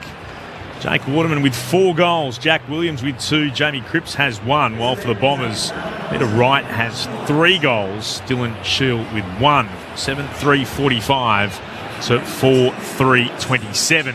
Just repeating the result earlier today at the Docklands. Carlton winning that by 82 points, 24-9-153 to North Melbourne's 11-5-71. Shortly, we'll take you back across to the Docklands, hear from Will White, who is speaking with Tim Hodges. Also play you the Carlton song in the rooms. We couldn't bring you that because the 2 games were so close together. They were on the ground ready to start when the other game actually finished. First, let's turn our focus into what has been a terrific effort from West Coast, and they were challenged in that quarter as well when the Bombers kicked 3 unanswered goals. What our experts think of it all on ABC Sport. Dual premiership player Peter Bell, premiership pie Sharad Willingham. Well, I thought Essendon were a little disorganised in the first quarter, and they paid the price for that. And early in that second quarter, they were really organised. Essendon, obviously, they had to respond from a contest point of view, but also they were more aggressive and communicating better in defence. And I think West Coast struggled a little bit to adjust to that better organisation and tried to kick their way through the Essendon press, and Essendon turned it over and had those 3 quick consecutive goals. And I remember there was a play on from Dewar from deep in defence that ultimately cost them, a play on from Baker trying to hit a central kick that was just off a little bit, and Essendon were good enough to turn it over. But then momentum had swung to Essendon, and I thought that it showed a bit of maturity from West Coast. They turned it into a contest game again. We had repeat stoppage. And it was repeat because it was tight. Every single player was in front of the ruckman, nice and tight, and just trying to bring it back in, weren't they? A lot of density around, and then obviously West Coast were able to score a couple of goals, and have ended up losing the quarter, but only marginally. 3 goals 1 to 2 goals 3, and then some smart play from an experienced player in Waterman, getting behind the ball just to kill the last 2 or 3 minutes of the game. So reasonably evenly poised this match. Essendon have fought their way back into it, but West Coast, what a great position to be in.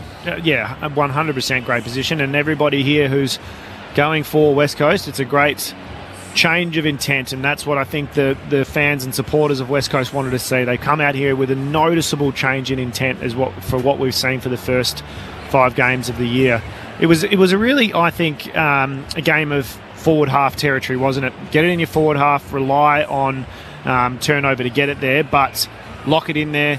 Don't allow them to come back out, and both sides were doing a reasonably good job of it, weren't they? You said Essendon did the good job of it in the first half of that quarter, where they got it inside the forward half, and then they started to structure up that zone behind the ball well, didn't they? And then West Coast struggled to bring it out. Like you said, had to take it to that, it was about 5 minutes, wasn't it, of stoppage after stoppage after stoppage. And so, it's a very smart. But what are we going to see from West Coast in the second half? Are we going to be able to see a maintain or a maintenance of that level that they went to? Are we going to see Essendon come out and show that maturity that we know that they do have? We've seen it in the first half from West Coast. Are Essendon going to come out and pull their socks up in the second half and show the kind of performance that I think that they should be putting up? Andrew McQualter will be leaning into his leaders that he does have. He'll be leading into Liam Baker. He'll be leading into Jack Graham, Tim Kelly. He'll be looking for Harley Reid to provide some grunt around stoppage, just to make sure that all the territory that Essendon are searching for is hard fought, and there's nothing easy. And the longer they can do that, the longer they'll stay in the match and maybe capitalise on this halftime lead. You spoke about it, but just a few more thoughts on the decision late on to put Jake Waterman behind the ball when they really, I would imagine they were just desperate to hang on to that lead. The thought process as a coaching group to do what they did. They're in a good position, weren't they? They had a margin in the match. It had been a game of fluctuating momentum, such as AFL football in 2025. So why not make sure of that lead, comfortable with the work that's been done from a West Coast point of view. So put a really clever player behind the ball, and it really worked for them, I thought. If anything, I know it ended up with a shot at goal for Cripps when Flynn sliced it, but even Flynn, when he marked that one, that big contested mark, there's no problems at all in going back and just killing 10 seconds there and setting up your defence behind it, getting a whole lot of density. I thought that he played on a bit quick. In the end, it was fortunate they got a shot at goal, but that's the experience that you need to be leaning into. Just be happy with preserving your lead and just make it so that we might score, but Essendon will not score. And you can do that just by holding onto the ball a bit more, just coming into a quarter time or a half time break, as it were. And don't have to try and bite anything off either, do you? When you've got that extra behind the ball, you're not trying to create something. You're not putting an extra there to start a run-up play, are you? You're there to, like what Jakey Waterman did, put it up the line. We've got a contest up the line. Flynn does his job in the side and creates a contest, wins it. But if he doesn't win it, it's either going out of bounds or it's going to be a stoppage. That's what they want, and it's an easy move to make, and they executed it really well. They were able to build their way into the contest better in that quarter, Essendon, and I think that's what Brad Scott will be looking for from his midfield grunt players. I'm talking about Setterfield. Merritt got involved, but perhaps they need a bit more from Durham for such a physical player. He's been a little bit off, and that's where West Coast have been marginally better today. Those names that I mentioned before, they've really contested hard. Stats say that it's completely even contested possession, but from where West Coast were last week, that's a big win. And we spoke about it during the week, Clint. What are you looking for? Just contest and territory. Simple game, work hard, and it's worked well for West Coast for a half of footy. Hall of Famer Peter Bell, Premiership player Sharad Willingham, our experts on ABC Sport. We'll hear more from them very shortly. Half-time here at Perth Stadium, the second game of Good Friday football, and West Coast lead by 18 points, 7-3-45 to the Bombers, 4-3-27. Plenty more to come. As I said, we'll head back across to the Docklands, bring you the Carlton Club song and hear from in the rooms too. But first, let's pause and get the latest from the ABC Newsroom.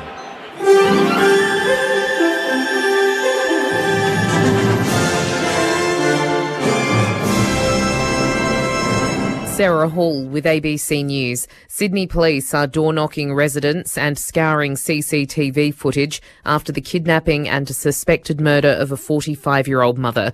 Police say the woman was bashed in her home at Bankstown in Sydney southwest late last night by a gang of masked, armed men before she was driven away. Her two sons, aged 8 and 15, saw the assault, and the younger boy suffered severe head injuries after he was hit with a baseball bat. Emergency services responded to a car fire in nearby Beverly Hills an hour later, and a body was found in the back of the vehicle. Superintendent Rod Hart says police believe the remains are those of the kidnapped woman, but a positive identification won't happen for some time. The body that has been located is extremely burnt. A post-mortem will need to be done, and we're expecting that to happen over the next few days, along with other forensic examination, and I'm confident that that process will outline exactly what has happened to that person and how they have ended up deceased. The Weather Bureau says there's the potential for heavy rain in Western Australia's Kimberley region after ex-tropical cyclone Errol crossed the northern WA coast as a tropical low. Maya Cordick has more. At Cable Beach in Broome, the swell has picked up a bit. Ex-tropical cyclone Errol has crossed as a tropical low just south of Koori Bay between 1:30 and 2 p.m.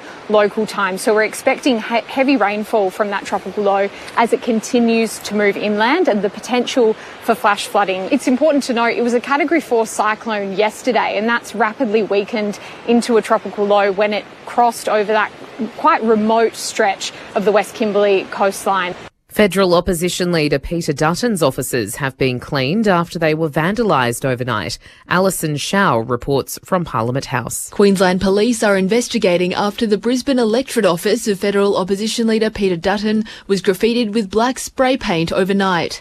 His office at Arana Hills in Brisbane's north in the seat of Dixon was spray painted with drawings and writing, including the words maggot and scum. The same office was also vandalised last November and in 2018 when vandals smashed bricks into the office windows.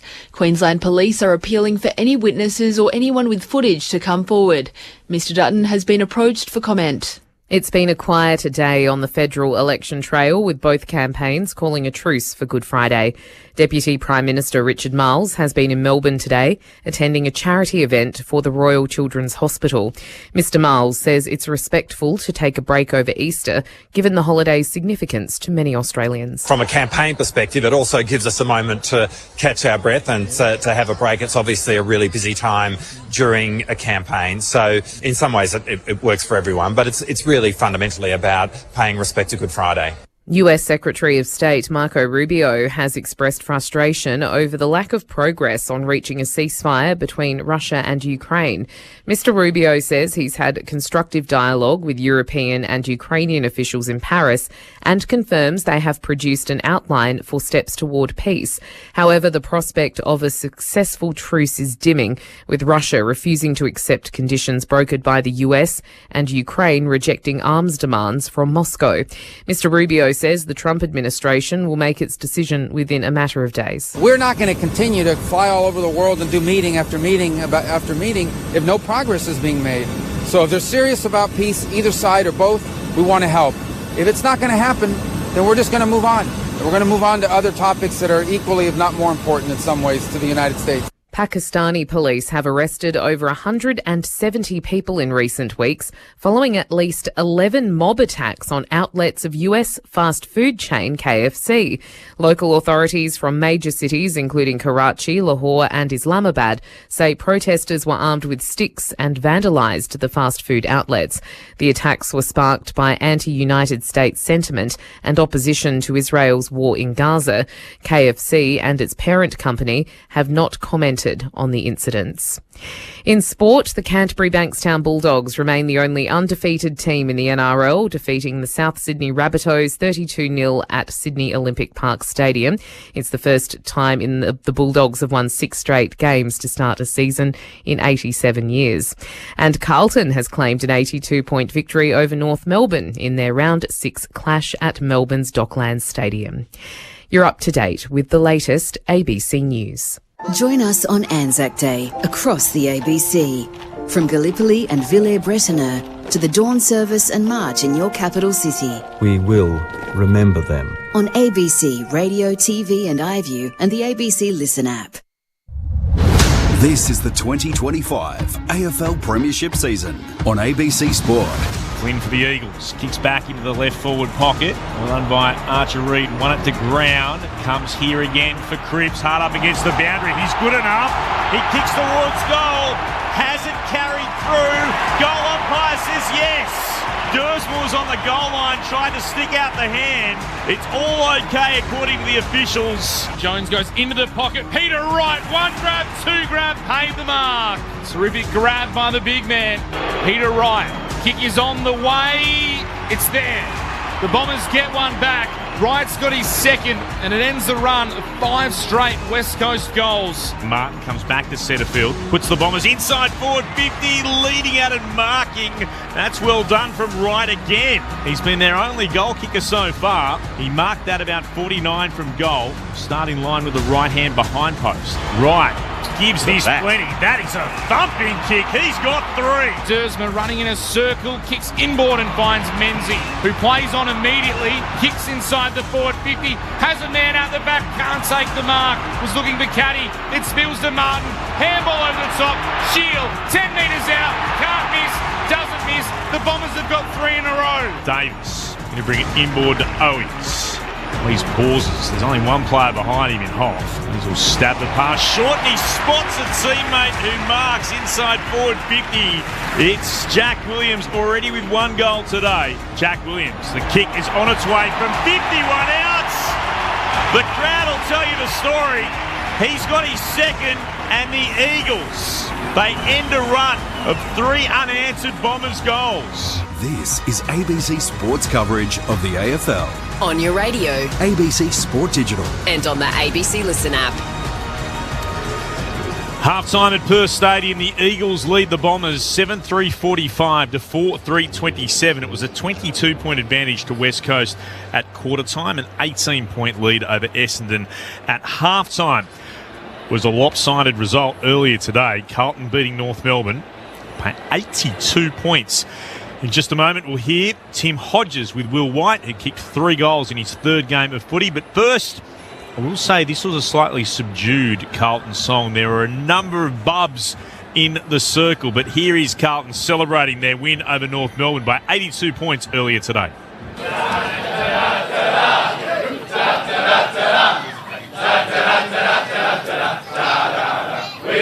are the Navy Blues. Woo! We are the Navy Blues.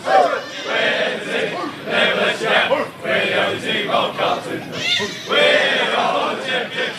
Understand us, big red top. We know that baby play against the famous Soldier Blues. Joined in the rooms by Will White from the Blues, and it is a happy Blues rooms. That was a particularly good Friday for your mob. Yeah, it's obviously been a hard couple of weeks, and then got the good win last week. But we just wanted to stay present and look to this week. And I think we did that well. And then big clash next week against Geelong, so it's bloody exciting. Could you believe how everything clicked for your team, especially late in the 3rd quarter and then in the last quarter? It was quite phenomenal football. Yeah, it was good. No, I always thought that we had we're playing a great brand of footy. It was just sort of capitalising on opportunities, and we did that today. We're a connected side, and we look forward to next week. So hopefully we can build upon this. But it was a great win. What is it like? Is it like floating out there when it's going as well as it was going in the final turn?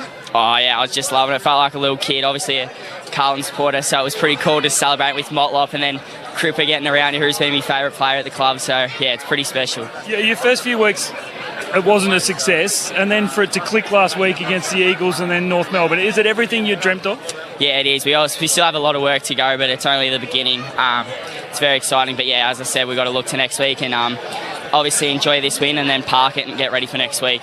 Your own form, are you happy with how you're fitting into this team? Yeah, I think I'm just building every week, working on particular things. Obviously this week I worked on a couple of things from the last couple of weeks. Obviously being young, you can only look at one thing at a time, but yeah, today was good and just try and build upon that performance. And you're still pinching yourself, like as you said, running out alongside idols like Patrick Cripps and playing and fitting in as well as you are. Yeah, it's every kid's dream. I'm pretty privileged. Especially, as I said, being a Carlton supporter, about all the boys being always terrific. And then I've got my best mate, Archie Stevens, down in the VFL, so still real connected to them boys. So, yeah, it's a dream come true. Being Good Friday, I imagine most of the family from home in Warrnambool would have been down for today's game. Yeah, they were. I'm actually about to check my phone with the South Warrnambool Roosters. Hopefully they got the win against Karoi. But, yeah, I get to go home this week, so I'm bloody excited to see them boys. But, yeah, it's a real great day, and hopefully they can cap it off with them getting a win. And being from Warrnambool, everyone barracks for Geelong in Warrnambool, so it's going to be a bit of a grudge match next Sunday, right? Yeah, I know. Got my other best mate, George Stevens, there, and he's pushing for a game. So, yeah, it's exciting. We have a bit of banter about it, so hopefully I can just build upon this week and just keep working on my game at training and hopefully get a game and go from there. So it's a bit odd, you've got a 9-day break. Have you got a few days off? You'll go home to see the family? Yeah, I'll go down to Warrnambool and then I'll get down to Peterborough to see the family. Obviously it's been a long ride, so this will be my first time home, so I can't wait to catch up with everyone and celebrate, and then celebrate Easter, and then, yeah, as I said, look to Sunday against Geelong. So the Roosters played today, did they? Yeah, played against Karoi, so hopefully out the win. I don't want someone to tell me they haven't, but I'm going to go have a cheeky little look now, I reckon. I'll let you go and grab the phone and see. Hopefully they got up for you as well. Thanks, Will White. We appreciate your time on ABC Sport. Thank you, appreciate it. Will White there with Tim Hodges down in the victorious Blues rooms after Carlton beat North Melbourne 24-9, 153 to 11-5, 71. Teams back out on the ground. It's started to get a little bit dark here. The lights about to take full effect at Perth Stadium. Before, though, we get back into this game, let's have a look at some of those numbers from half-time. Mitch Turner. Just some of the team stats first. That contested possession count. Essendon lead it by 1. They have 65, but a good sign for the Eagles, 64. They had 77 the entire game, the 4 quarters last week. The inside 50 count, 24-21 the way of the Eagles. The clearances, 17-9 the way of the Bombers. The tackle count, the Eagles lead that by 1 individually. For West Coast, Liam Baker has 14 touches. McGovern 13, so too Jack Graham. And for the Bombers, Martin, Archie Roberts and Dylan Shield all with 13 apiece. Zach Merritt with 12. And Jake Waterman, of course, 4 goals for the Eagles. Peter Wright, 3 for Essendon. 0437 774 774. That's the number to text this Good Friday footy on ABC Sport. Clint Wilden alongside Mitch Turner, experts Peter Bell, Sharrod Wellingham, and downstairs to Cash voted up on the boundary. Happy Easter to you wherever you happen to be. The big question here in the West. Can the Eagles get the chockies, Billy? Shaz? Well, they It's can. about maintenance, isn't it? Yeah, they're in a good position. Just one thing I'd like to see Essendon do. They've conceded 6 goals from turnover, so press your defence up behind your ball movement. Make sure you locate straight away. West Coast lead by 18 points. Second half about to get underway. The ball is bounced. Draper taps it down for the Bombers. In there, fighting hard was Setterfield. He was being harassed by the Eagles midfield as he tried to get a disposal away. And the umpire says he was held illegally. So has the free kick just backwards of the centre circle, kicking towards the city end in this third quarter. The Bombers. Setterfield goes high inside the forward 50, looking for Caddy. McGovern punched it away from him. Harley Reid came through, couldn't take possession, then became tackler on Sam Durham. Again, he got him and took him to ground. We'll have a ball up just outside the Bombers attacking 50. Draper and Flynn go at it. Draper taps it down. Merritt lost the ball. Graham stolen for West Coast. Got it to Kelly by hand. Now to Ryan on centre wing. Handball to Jamie Cripps running past. Had nothing to go to inside forward 50, holding the ball. The Bombers take the advantage. McGrath gets a kick out to the wing. Redmond has some space. He's been closed down by Liam Ryan. Gets a kick away and finds Draper. 45 out from home. He takes the mark, will not go back for the set shot. He handballs to Mason Redmond, who kicks on goal. It starts right, it's coming back. And it hits the top of the goalpost. It's a minor score to open the third quarter. The Bombers now 4-4-28. West Coast is 7-3-45. 17-point margin. Good Friday footy on ABC Sport. Here's Clint Wheeldon. Marek goes on a bit of a run. Stabs it short to Kelly. Far enough to be a mark. Kelly still inside defensive 50. Trots back into the left back pocket. Looks through the corridor for a moment, then glances across to his right. He's very one-on-one. Decides to come towards the commentary wing. Draper with a fist over Flynn. Bounces the way of Graham though for the Eagles. Steps around and away from Redmond. Kicks in the direction of Warden. Went over his head. And bounces across the boundary line right beneath our broadcast position on the northern wing for a throw-in. Which is a big changer. Yeah, it's unusual, isn't it? Usually you see the sort of zoning defence, but it seemed like one-on-ones all over the ground. Playing one behind the ball at the moment. Mackay for the Bombers from the throw-in. Flynn palmed it down, but it went straight to Dersma. Gave it to Merritt, handed it on to Martin, through to Gresham, tackled by Baker, ball jarred free. Hutchison over Rennett, scooping it up Graham to Hunt for the Eagles, now to Kelly. Oh, met solidly by Setterfield. Ball jarred out, players dive on top of it, still in the centre square. Ball up the call. I like that from Tim Kelly. Take your medicine, keep the ball in tight. It would have hurt. Setterfield's a big guy. Continue just to lock arms for a moment, so does Draper. Along with Flynn. Draper won it down, but it was straight to Harley Reid. Hand pass over the shoulder for Baker to run onto. Got away from Gresham. Baker kicks inside forward 50. Ryan stretching and marking. He's right in front of goal and 40 out. And they go to Baker to give him plenty of support, the West Coast Eagles players. Love to tuck under the arm, take the game on, but it was the really creative handball from Harley Reid out of the stoppage that set it all up. Bit of composure there. He didn't rush the decision.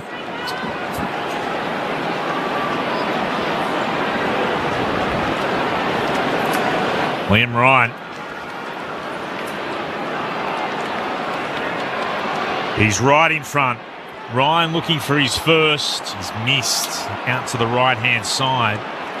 Normally very reliable. Not on that occasion. Minor score. 7-4-46 plays 4-4-28. Eagles over Essendon. 4 minutes gone in the third term. Ridley with the kick-in duties. Thought about going short. Stepped out of the square, so it's called to play on. Goes short into the right back pocket. McGrath had to give it back to Ridley. Now the kick up the wing, standing in front. Strong was Zach Reid. Flynn was coming. He took the contact, took the mark, and nice little flick inboard by foot to McGrath. Little handball past the man on the mark to Redmond. Kicks up the wing.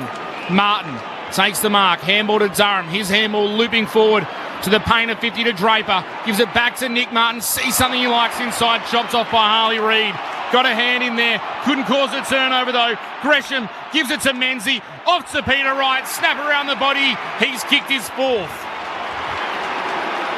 The Bombers get the first goal of the second half. They cut the margin to 12 points. 2 straight kicks. Here's the margin. 5-4-34. Essendon 7-4-46. The West Coast Eagles. We've played just 4.5 minutes in this third term. Mitch Turner alongside Clint Wheeldon, our experts. For ABC Sport, Sharad Wellingham and Peter Bell. Well, I reckon it's an adaptation to the modern game and the tackler, because I reckon Harley Reid a couple of years ago would have absolutely annihilated Gresham there. Instead, he had to have a duty of care, which is the right thing, and take him down to the ground with a little less power, and that enabled Gresham to get his arms free, which created the Essendon goal. So it was good play, but I reckon, a couple of years ago... It's a dump tackle. It would have been a dump tackle and it would have been play on, but it could have had some consequences. So that's an adaptation to the game, I suppose, whether you like it or you don't. I also really like the forward handball from Essendon there. Didn't dump it, didn't kick long. Found the free that was appearing in front of them. Draper won it down, tap forward by Shield, back to Draper, gave it to Shield again, and then the kick from McGrath towards right half forward. He's right onto Dersma, breaks the Baker tackle. Kicks on goal. He's missed the lot to the left-hand side. Free kick to the Eagles. Right full back. McGovern will take it. Flares it across the goal to Hunt, who marks in the back pocket. Oh no, he's put it out of bounds on the full and by a good 2 or 3 metres. That is an appalling kick. Goodness me. Hoff could have been at full stretch. He could have been horizontal. And even though it was out of bounds on the full anyway, he wouldn't have been able to reach it. So this has allowed Dersma to have a shot if he wants to. At goal, he'll put boots the ball from 50 out. He'll start hard up against the fence in the right forward pocket. He's decided he's going to put it up to the teeth of goal instead. Big pack flies, off hands. Met cleverly by Baker. Got it down to Hunt. Elects to go by hand this time to Hewitt. Now to Hoff. They've run it beyond defensive 50, the Eagles. To Baker again. Will kick in the direction of Cripps. McGrath got in front of him. Arches the back. Swings it forward. Nicely done to Roberts. Back to McGrath. He'll kick towards right half forward. Gathering it off. Well done, Menzie. Got away from his opponent. Sends it inside forward 50. Strong play, McGovern. He bumped Caddy to ground legally. Got it back to Flynn with the clearing kick. The kick goes towards Cripps and McGrath. They tangle again. Comes to ground. Neither could win clean possession. Redmond for the Bombers. Nice little handball inside. Now they work it through the wing. Draper back to Martin. Short kick. Finds Dersma. The more open this game is, the more it's going to suit Essendon. Xavier Dersma has it just forward of the wing. Looking for a target. He sets it up for Peter Wright, who rises high and takes the mark.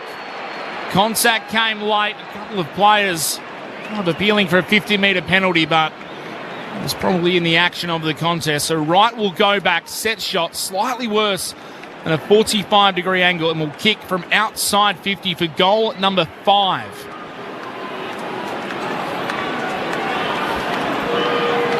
You said he's a good long-range shot, Peter Bell. Here's the test. Well, his one in the second quarter was a beauty, wasn't it? Beautiful kick.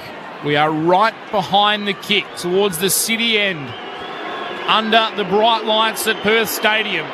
Peter Wright's kick is hung out to the left. McGovern will float across, take the intercept mark. He thought about playing on. In the end, opted not to, and he flicks it by foot to left back pocket, and Brady Hoff will take possession. The Eagles still lead by 12 points. 8 minutes gone in the third term.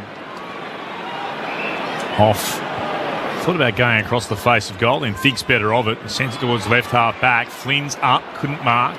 Spills down to Hewitt. Broke the Dersma tackle, moved it to Hunt, now to Kelly under immediate pressure from Martin. Hand passed over the shoulder to Graham for the Eagles, to Flynn by hand, moving on to Williams. Here's Graham again, hand pass releases Hewitt. They're flying forward West Coast. Hands it off to Kelly into the left forward pocket. Waterman has one go, couldn't quite mark it. Great defence, Ridley though, coming in from the side to spoil Waterman. The ball over the boundary line, 30 out from the Eagles attacking goal in the left forward pocket. Really optimistic sights for West Coast fans. Elijah Hewitt, a few times today, we've seen that power that we saw a couple of years ago. Spun back in. Williams with the more telling tap, but it comes down to Merritt. Gave it to the fellow bomber in shield. Looked to work it on to Dersma. Knocked away from him first time by Hunt. Dersma gathers again. Hard up against the boundary. Got it onto Wright. Now to Perkins. The kick wasn't what he was hoping for. Down the throat of Hoff at left half back for the Eagles. Sends it towards the top of the defensive 50-metre arc to Marek. And now on to Owies, who marks in the centre square. Owies is pretty much the deepest Eagle on the field right now. Has a couple laterally. He stands just beyond the defensive side of the centre square. He kicks up towards Waterman, who's leading up a long way from home. He led up from 20 metres outside of the goal square as well then. Takes the mark, kicks it inside the forward 50. Archer Reid can't take it, but West Coast coming through Roberts. Handball back to Draper. The Bombers have it. So's Merritt under pressure, and Archer Reid wraps him up. It can't be understated. A good 60-metre lead, Jake Waterman, to provide an option to his teammate. Ball up, 40 metres out from the Eagles attacking goal. Draper takes it out of the ruck. Somehow got it to Jones. Little grubber kick beyond defensive 50. Coming through Menzie. Couldn't take it. Stolen by Owies. Little checked kick inside the pocket. Measured. Good vision. And he finds Liam Ryan hard up against the boundary in the right forward pocket. Come on, Bally. Shaz, does he kick it? Yes or no? Give me something. I'll give him a tick. Good composure going inside forward 50 then, wasn't it? Running out of time, Bally. Yep, he'll kick this. Liam Ryan from the paint in the right forward pocket. Bends it towards goal and he misses it. And Sharad Wellingham and Peter Bell are wrong. It's a minor score. Put you under pressure there. I didn't make a call. 7-5, 47 the Eagles. 5-4, 34 the Bombers. 13-point margin. 11 gone in the third Won't be the term. last time I didn't today say either. anything. I was going to say, in defence of our experts, that would have been some sort of a goal. Bombers go right up the middle. That's a good kick. Mark taken by Draper, coming from the boot of Redmond. Spills out the side. Here's Jindy for the Eagles. Hand pass to the Northern logo. Worked it on to Marrick. Dangerous kick was short. Hewitt couldn't mark, but tries to soccer it off the ground. Draper overran it. Redmond got it, got tackled. Ball came out. Cripps scooped it up, gave it back to Kelly. Hand pass forward. Roberts got there, broke one tackle. Hand to Shield. Went to ground. Kelly scoops on the loose ball. Hands it off to Hunt. Hunt snaps and goals for West Coast.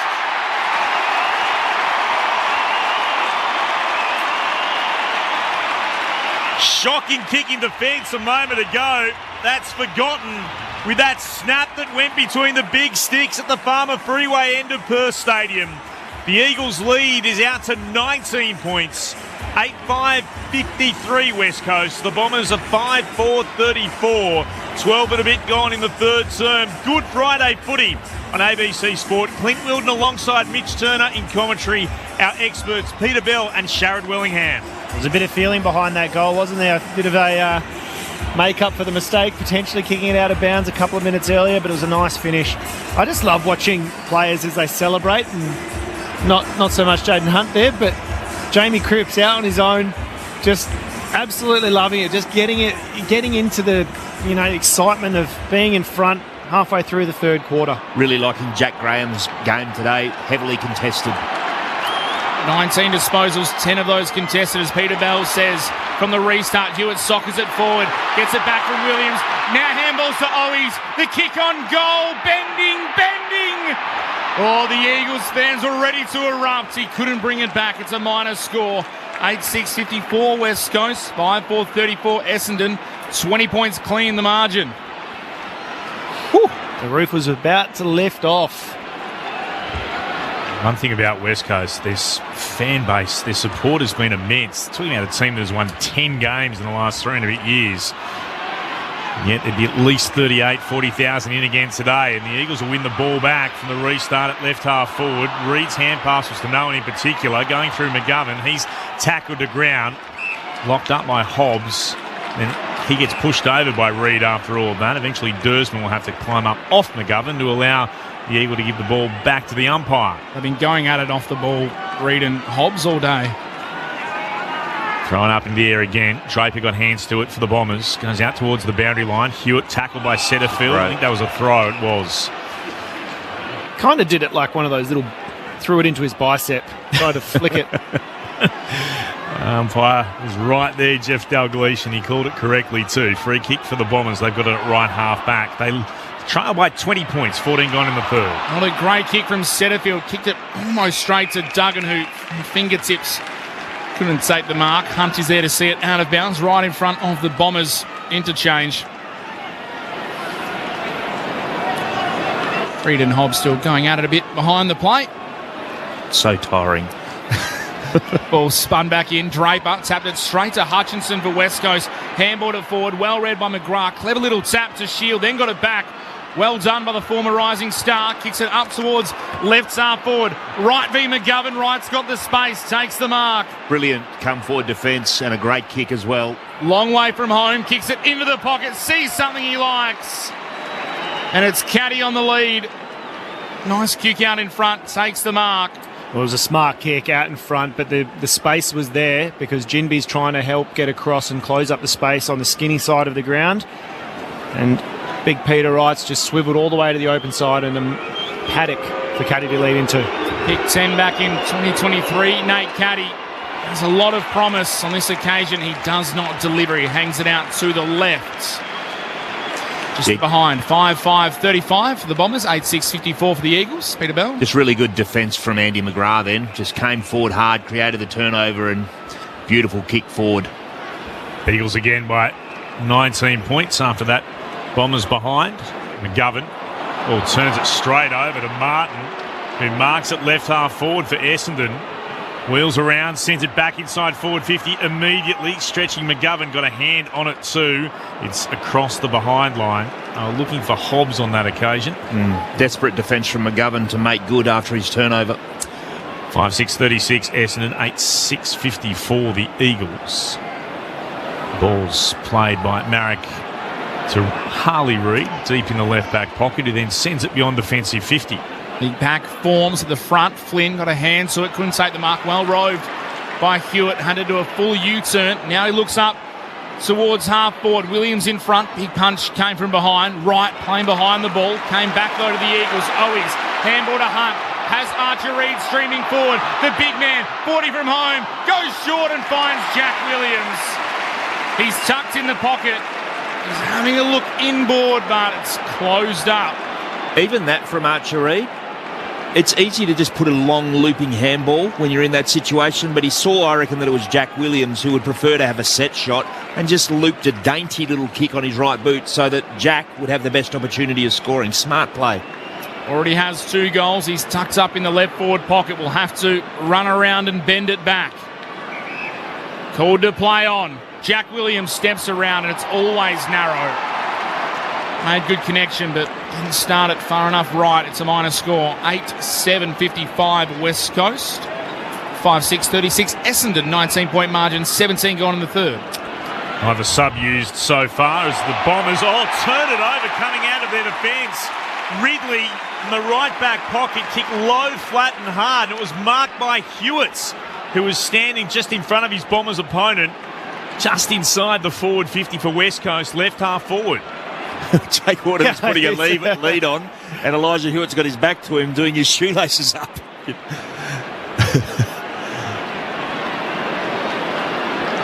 Fair to say that was ignored. Here comes Hewitt from 51 out. He struck it well. He struck it beautifully. Holds out the hairs to the Eagles fans and says, get up and about. And now has every right to go to Jake Waterman and say, that's why I was paying you no attention whatsoever. Look how tired Jakey Waterman is trying to get to this, to congratulate Hewitt. He's sucking in the big ones. And that was a beautiful kick, wasn't it? Sensational goal for West Coast. 25 points their lead. Hewitt puts his first on the goal kickers list tonight. 9-7-61 West Coast. The Bombers 5-6-36. 19 gone in the third. It's really noticeable. Hewitt from the first bounce really rediscovered that pop, that power, that energy that we saw a lot of in 2023 before he was struck down by injuries. Highly talented player. They've just got to get him out there, don't they? Get him fit enough. Yep. Get the body up to the rigours of AFL football, because he shows a lot of promise. It's his first goal since round 11, 2023, which was against the Bombers. That's why he's excited. Ball back in the middle, centre field, knocked off it. Shield came through, little pirouette, breaks away, kicks inside the 50. Great kick in front, great mark under pressure. Crunched at the end of it as well was Archie Perkins.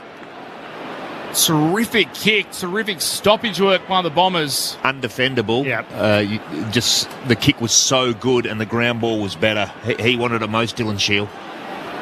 Watching the replay, just see him come through and rip it away from the Eagles. Now Perkins is going to go around the corner from 45. He steps around, he snaps, and that's why he did it. Perfection from Archie Perkins. He kicks his first goal, kicks the Bombers 6th, and they needed that one to stem some of the flow. 6-6-42 Essendon, 9-7-61 the West Coast Eagles. Margin back to 19 points. Akash Vodadar downstairs on the boundary. Essendon have made their sub, Saad El Hooli's into the game and straight onto the ground, out onto the wing. Just trying to see who's been subbed off for Essendon. It looks like Jade Gresham's made his way back to the bench, but I'll confirm that for you shortly. That was a full pace lead with a kick that was centimetre perfect. Couldn't have got a fist in there, McGovern, if he had an extra foot on his arm.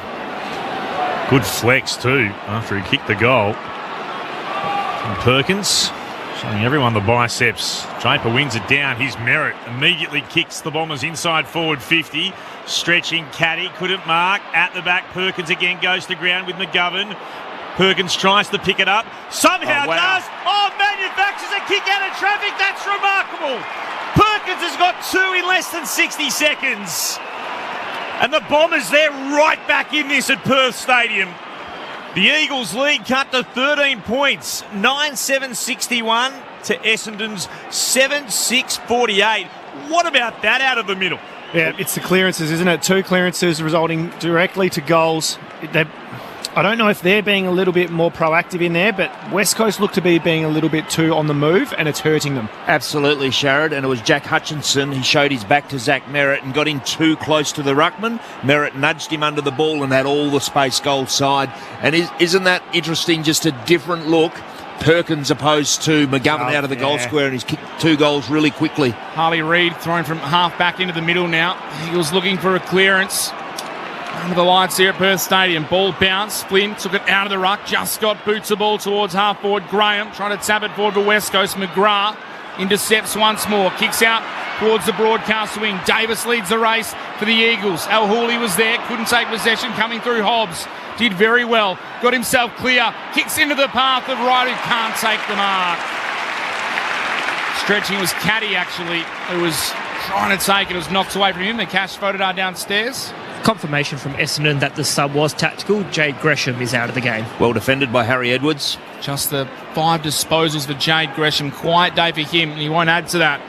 All spun back in. No one opposed Flynn in the ruck. He tapped it down towards Graham, who lost it. Now laying on top of it is Durham, and the umpire said he was pushed in the back.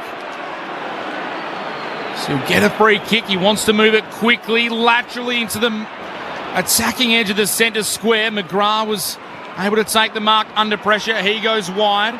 Zach Reid has it just beyond left half forward. Look at those numbers in defensive 50. All bar 3 West Coast players are in the defensive 50 right now. There's 15 Eagles back there. Lays off the handball to Pryor. Pryor kicks towards the top of the square. Big fist came from Edwards. Straight though to Hobbs of the Bombers. Handball's back. McGrath hits it at pace. Throws it on the boot. Snap from 45 is away to the left. The Bombers are pressing. 7-7-49 Essendon. 9-7-61 the Eagles. Margin now to 12. Clint Wilden.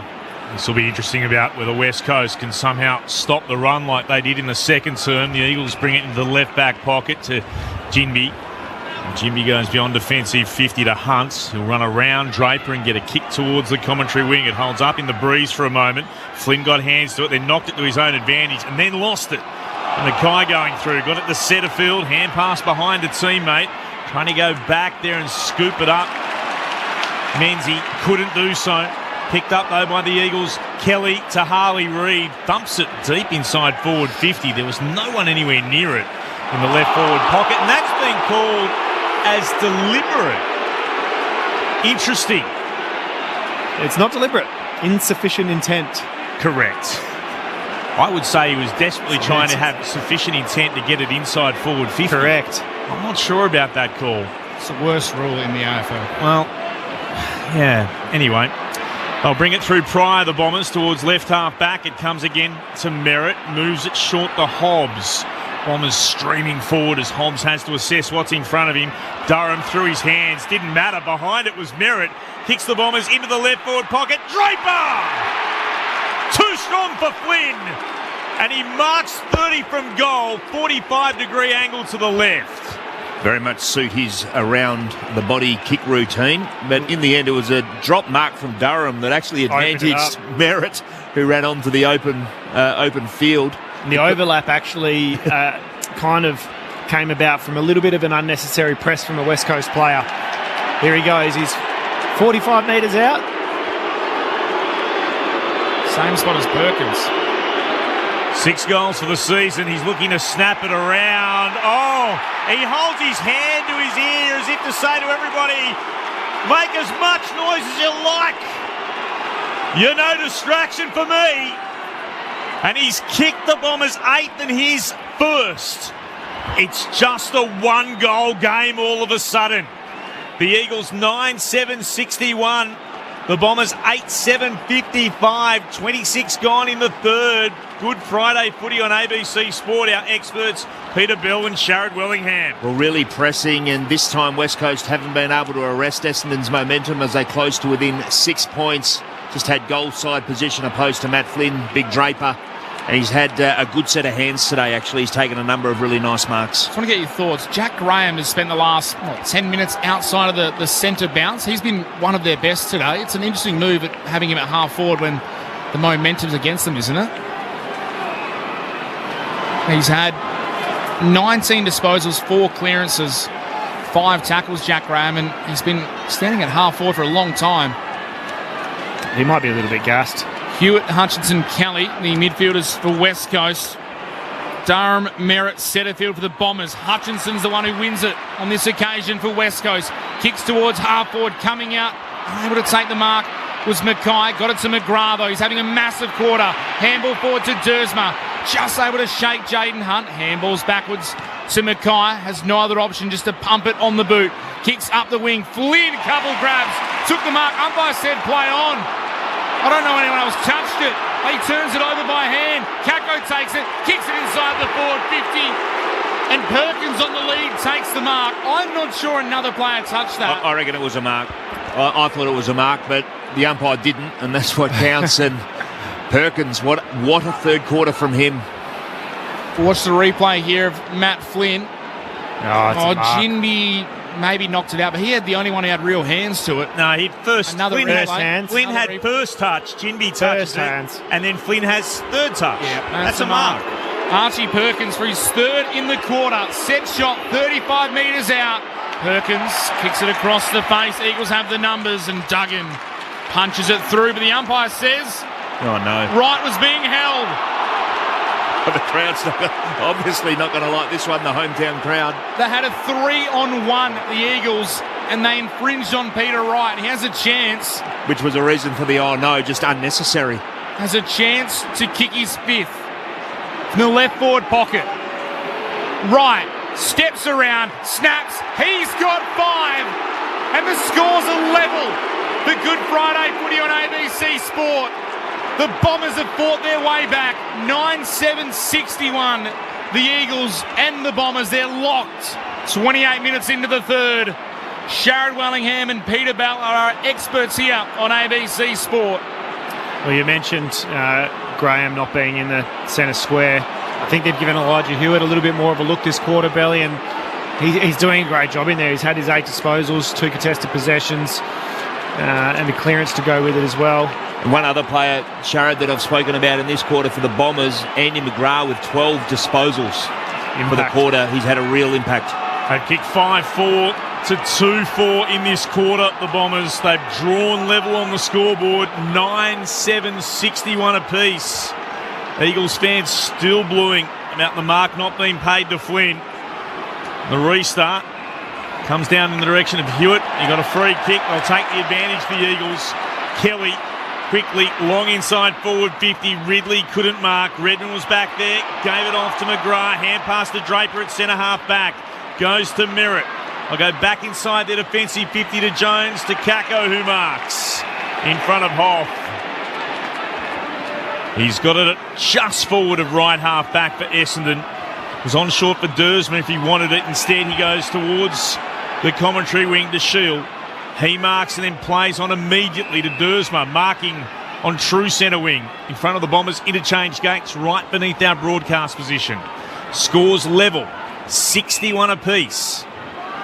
Closing in on three-quarter time. Dersma high and long towards right half forward. Flynn's there, took the first touch and then completed the mark.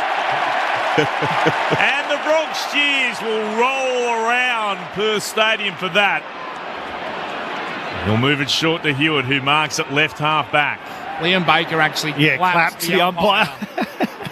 So just a little bit of cheekiness. Short kick from Hewitt to Reid. Wasn't 15. Reid danced away from Durham. Put a little fend off on him. Gave it back to Hewitt, who runs into trouble. Kako got him. Umpire called play on.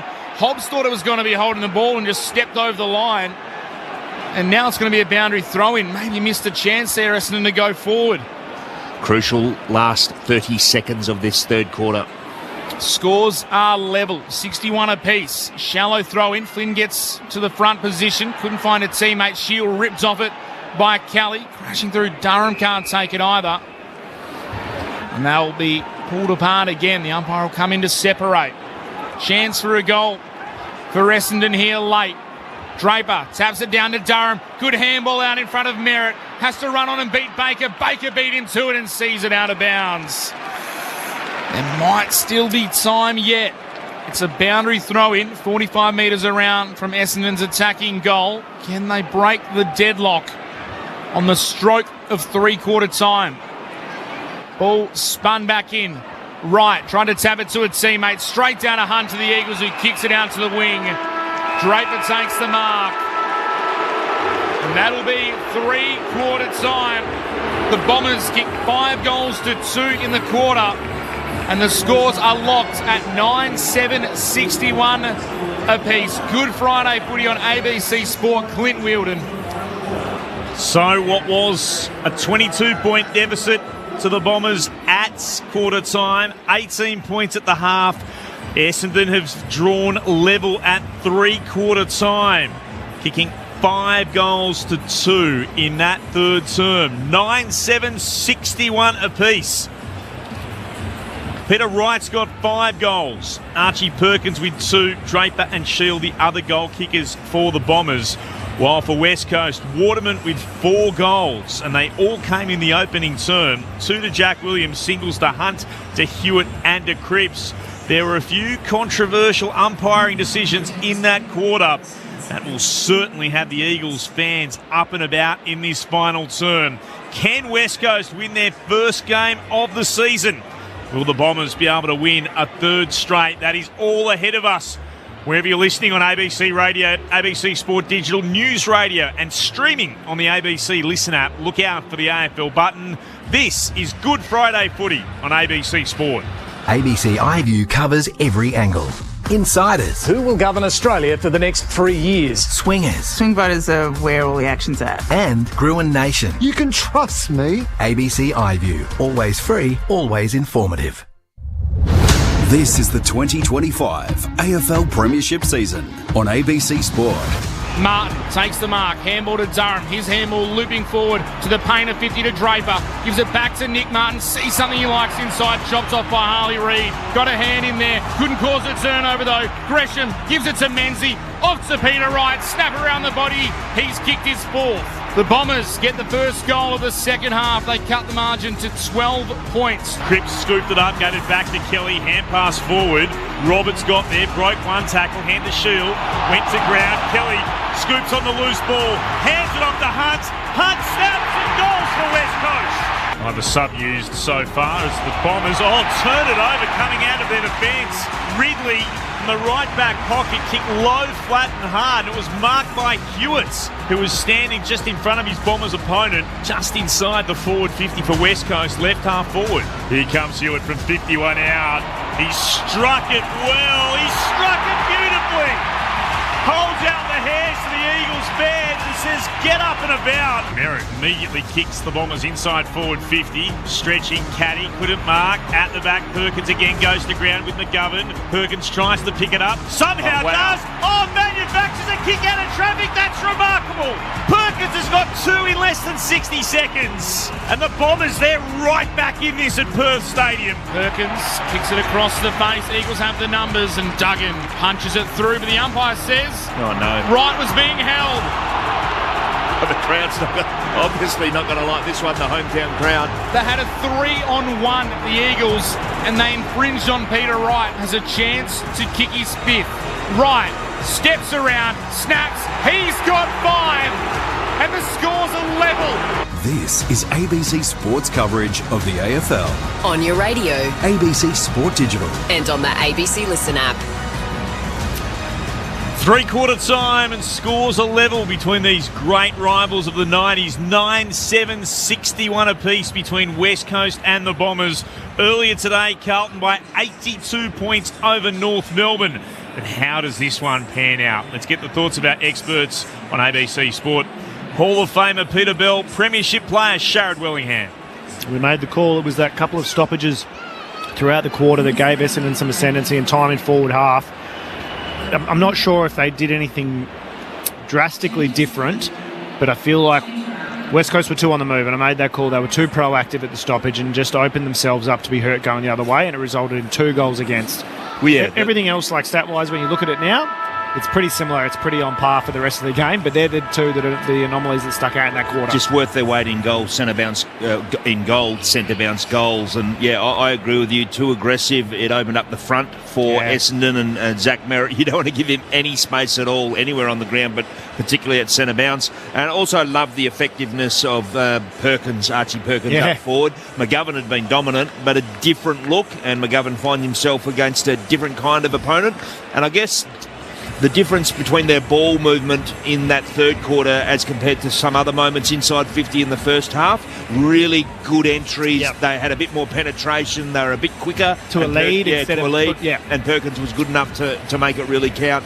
So evenly poised. The big question for me is, with everything that West Coast have been through, do they have belief right now that they can do this? We don't know the answer to that. This is a big part of their development, isn't it? At this stage of where they're at, are they going to learn how to win these ones? Yeah, is it a mindset? We've done good for 3 quarters. We've done all right for 3 quarters. But if you had offered this before the match, Andrew McQualter would have said, yeah, if we're even at 3-quarter time, I'll take that any day of the week. Do they have the belief? Or do Brad Scott's Bombers continue with this momentum that they currently have? And I'd like to see them drag it back into that really tight, contested style game that gave them the ascendancy through the first half. It feels sorry, Mitch. It just feels like in open play, then the influence of Nick Martin, the influence of Andy McGrath off halfback, and Zach Merritt is too much for the Eagles to be able to absorb. He had 13 disposals for 236 metres gained in that quarter, Andy McGrath. He has 22 for the match now, the most on the ground. Nick Martin with 20, Sheila Merritt with 19. For the Eagles, Jack Graham has 19, McGovern and Kelly with 18, and Baker with 17. It was only 6 points when they came here last year. The Bombers, they knocked off the Eagles by 1 kick. It's a tie at the moment, a draw. Big Sammy Draper's having a big game as well. Really strong in the air. Some great ruck work.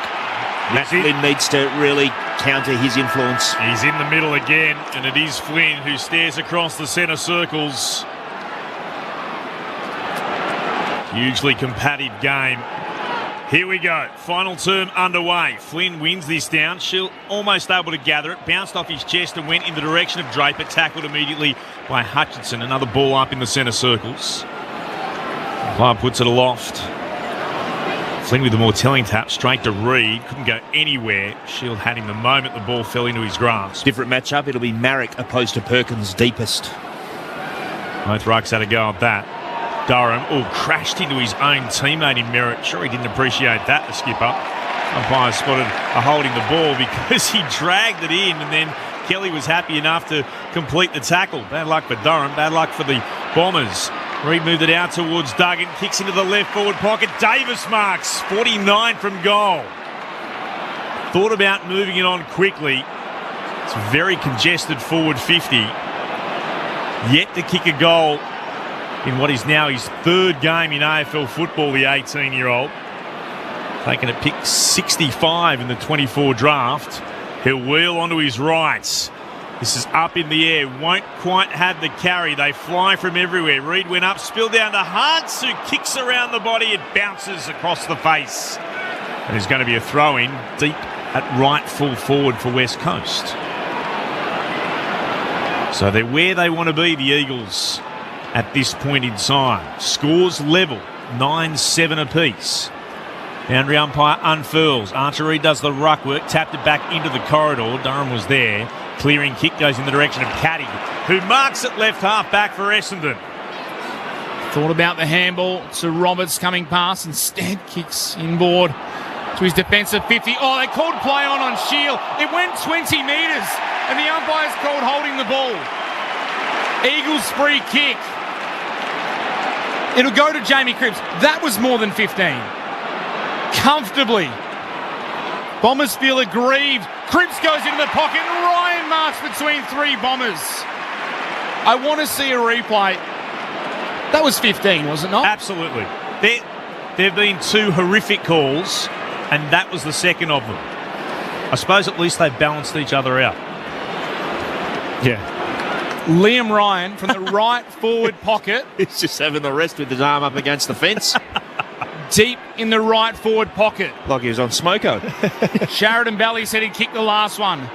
Ryan from the tightest of angles. Drop punt on the way. It's across the face. It won't score at all. Probably got what it deserved in the end. It's out of bounds on the full. I would love to see that measured during the week because that was 20 metres, that kick, if you ask me. Essendon have the ball back. No doubt. Poor decision. Jones beyond defensive 50. No mark taken. Davis tried to keep it in play for the Eagles, but it's over for a throw-in. Left half forward for West Coast. That's better from Flynn, creating a 50-50 and halving it. Instead of the last one, I think it was against Caddy, he gets out-muscled and Essendon nearly go all the way up. Flynn wins it down, Sue against Draper. Ball comes out the back. Eagles chant around the ground. Durham worked it off the Settersfield. The Bombers go down the outer wing. No mark taken. Bounced off Caddy's shoulder. Spilled there from McGovern. Back to Davis. Hurried kick towards left half forward. Redmond up. Marking in front. Draper looks like he may have just popped an Achilles or something. Oh, he's down. Mitchell, keep an eye on that. The Bombers kick towards right half forward. Caddy brings it to ground, is able to gather, can't break the tackle, but got a hand pass out to Perkins. Kicks towards right for forward. Martin! Up to mark, 25 from goal, 45-degree angle to the right-hand side. Nick Martin can go back and any score will put the Bombers in front. Draper went down without any contact behind the ball, and now he is walking very slowly across the ground towards the bench. He might have called it, Shaz. No one touched him. And in the context of Essendon's season, that is going to be a really interesting injury given that Nick Bryan's done his ACL last week. Here comes Nick Martin on his way in. The Bombers fans rise behind the goal at the Farmer Freeway ends. Martin has kicked the goal to put Essendon in front by 6 points. 10-7-67 to 9-7-61. Yeah, that's it. I'm just going to go back to the Draper. It's your classic Achilles mechanism. So we don't want to jump the gun, but that's the mechanism. And he had no one around him, planted his foot to take off and try and use some power and just fell to the ground. He's still not off the ground, and he's had to really hobble because they need to get the 666 sorted, and he's only just made it from the ground. They do have on their list 36-year-old Todd Goldstein, who is here today. The Bombers are in front. They're down a man, though. They've already made their sub. Gresham is out. Al-Houli is on. Ball back in the middle. Wrapped up in a tackle is Durham. Umpire will toss it up again. Flynn v. Zach Reed, who's in the ruck. Gets it away to Durham. Manages to eventually control the ball for the Bombers. Off to Dersma. High kick towards the attacking edge of the centre square, and well read by Jimby. Took the intercept mark for the Eagles. His kick hangs in the air a long time. Out to the southern side. Jack Williams stood strong. Took the mark. Handball off to Davis. Kick in the Waterman direction. Ridley's there to punch it away. Back to Hamish Davis. Handball just gets it to Reed, and he's called a throw. Umpire said he didn't quite get the right fist to it as he was tackled. The Bombers win the ball. It's a free kick. Merritt goes straight down the middle to Kako. Kako bursting away. Kicks inside forward 50. Beautifully measured. And marked by Wright, who can go back and try and kick his sixth. By the way, the Bombers, of course, have already made their substitution. That was Gresham. Coming on, El-Houli. While we wait for Peter to have a shot, do we think that maybe we bring in a Gross for a look as the West Coast tactical sub? Here comes Wright. Starts out to the right. Ooh, hit the post, and did it? Hits the right-hand goal post. About 4/5 of the way up. It was swinging back, but not enough. Minor score, 10-8-68 to 9-7-61. Bombers in front, 7 gone in the last. The cash voted are downstairs. As Sharon mentioned, Tom Gross is on the field and into the game, and Tyrell Dewar has gone to the back of the bench. McGovern goes up the wing. Durham rose high for the Bombers. Couldn't take the mark. Hewitt crashes in, got one in the head. Like I said, play on. Socket forward. The Bombers. Waterman comes out, tackled. Gross immediately into the play. Handball to Hunt. Kicks it inside the forward 50. Cripps completely outsmarted Roberts. Read the flight of the ball. Got himself to the front and took the mark. It was a wobbler. Just showed his experience. And here's a good kick from long range, Jamie Cripps. Not sure what the booing is. They wanted 50. It wasn't there. Definitely was not there. We are right behind the Jamie Cripps kick. He has 1 goal already. To cut the margin back to 1. He hangs it out to the left. It's coming back. Not enough. Minor score. Margin back to a straight kick though. 9-8-62 the Eagles. 10-8-68 the Bombers. Good Friday footy on ABC Sport. Bombers bring it into the right back pocket. Looking to build up again in the hands of Martin. Not the go-ahead goal for them. He'll switch play again to Dersma, now in the left back pocket. Has some space to work with. Takes a bounce. Oh, that's a poor kick. Might work out okay because he missed his target, but there were Bombers behind them. Setterfield moved it on. Now it's with Hobbs. Nice inboard hand pass to Dersma. Hand pass along the ground towards left half forward again. Wright got to it, got tackled by Jinby over the line. It'll be a throw-in. Left half forward for the Bombers, who lead by a goal. So Peter Wright's going to come up to do the ruck work, but also Zach Reid will do some. Given it's forward half, it'll be Wright, but Zach Reid will have to come up and do some ruck work in Draper's absence. 9 minutes gone in the last here at Perth Stadium on ABC Sport. Flynn won it down to Hewitt. Umpire says it's a holding decision. Hewitt was being held. Elects to play on by hand quickly to Kelly. Sweeps the hand pass forward. Hunt dropped it, regathered it, up against the boundary on the wing. Kicks towards right half forward. Punch came at the back from Pryor. Pack of about 5, and Pryor made sure it was over the boundary line. Throwing 51 out from the Eagles' attacking goal. They're heading to the City end in the final term. A cash voted are downstairs. And just confirmation from West Coast that Tyrell Dewar's been subbed out for tactical reasons. Just 5 disposals for Dewar. Ball spun back in. Flynn to the front. He's trying to tap it towards Hewitt. Dersma got in the road. The Bombers have won it back. Dersma's kick beyond defensive 50 went straight to Duggan. Handball to Kelly. Kicks it in the Waterman direction. Outpointed by Ridley, who takes the mark. Goes quickly inboard to Martin. Then the handball to the run of McGrath. Kicks it out towards the southern wing. Foot race is on. Hoff going up against Menzies. Taps it out in front. Genuine foot race. They both go to ground. Ball goes out of bounds. As Jimby's there to lend support. They were both going flat stick. That was a great contest by both players, Menzies and Hoff. It was a clap of appreciation from the Eagles fans. It may have been for both players. It was a terrific contest. Ball spun back in. Flynn tapped it down to Hewitt for West Coast. Off to Davis. His kick up the wing. Reid. Zach takes the mark. And the Bombers just happy to slow it down a touch as he kicks up the wing to Shield. Stands on the logo. Southern side of Perth Stadium. Runs inboard and then kicks into the right forward pocket. And Wright somehow got free. He was spotted. He marks. And can go back and have a shot from just outside 50. It's tighter than a 45-degree angle to the right. It was that disguise again you were talking about, Sharad. And also you picked where he wanted the forward to go to. I love it when a player who's got the ball puts the forward where he wants them to go. No problem with the distance tonight. Looking for a sixth. Bombers are up by 6. This kick looks pretty good. Oh, it's very good. He's having a night out, Peter Wright.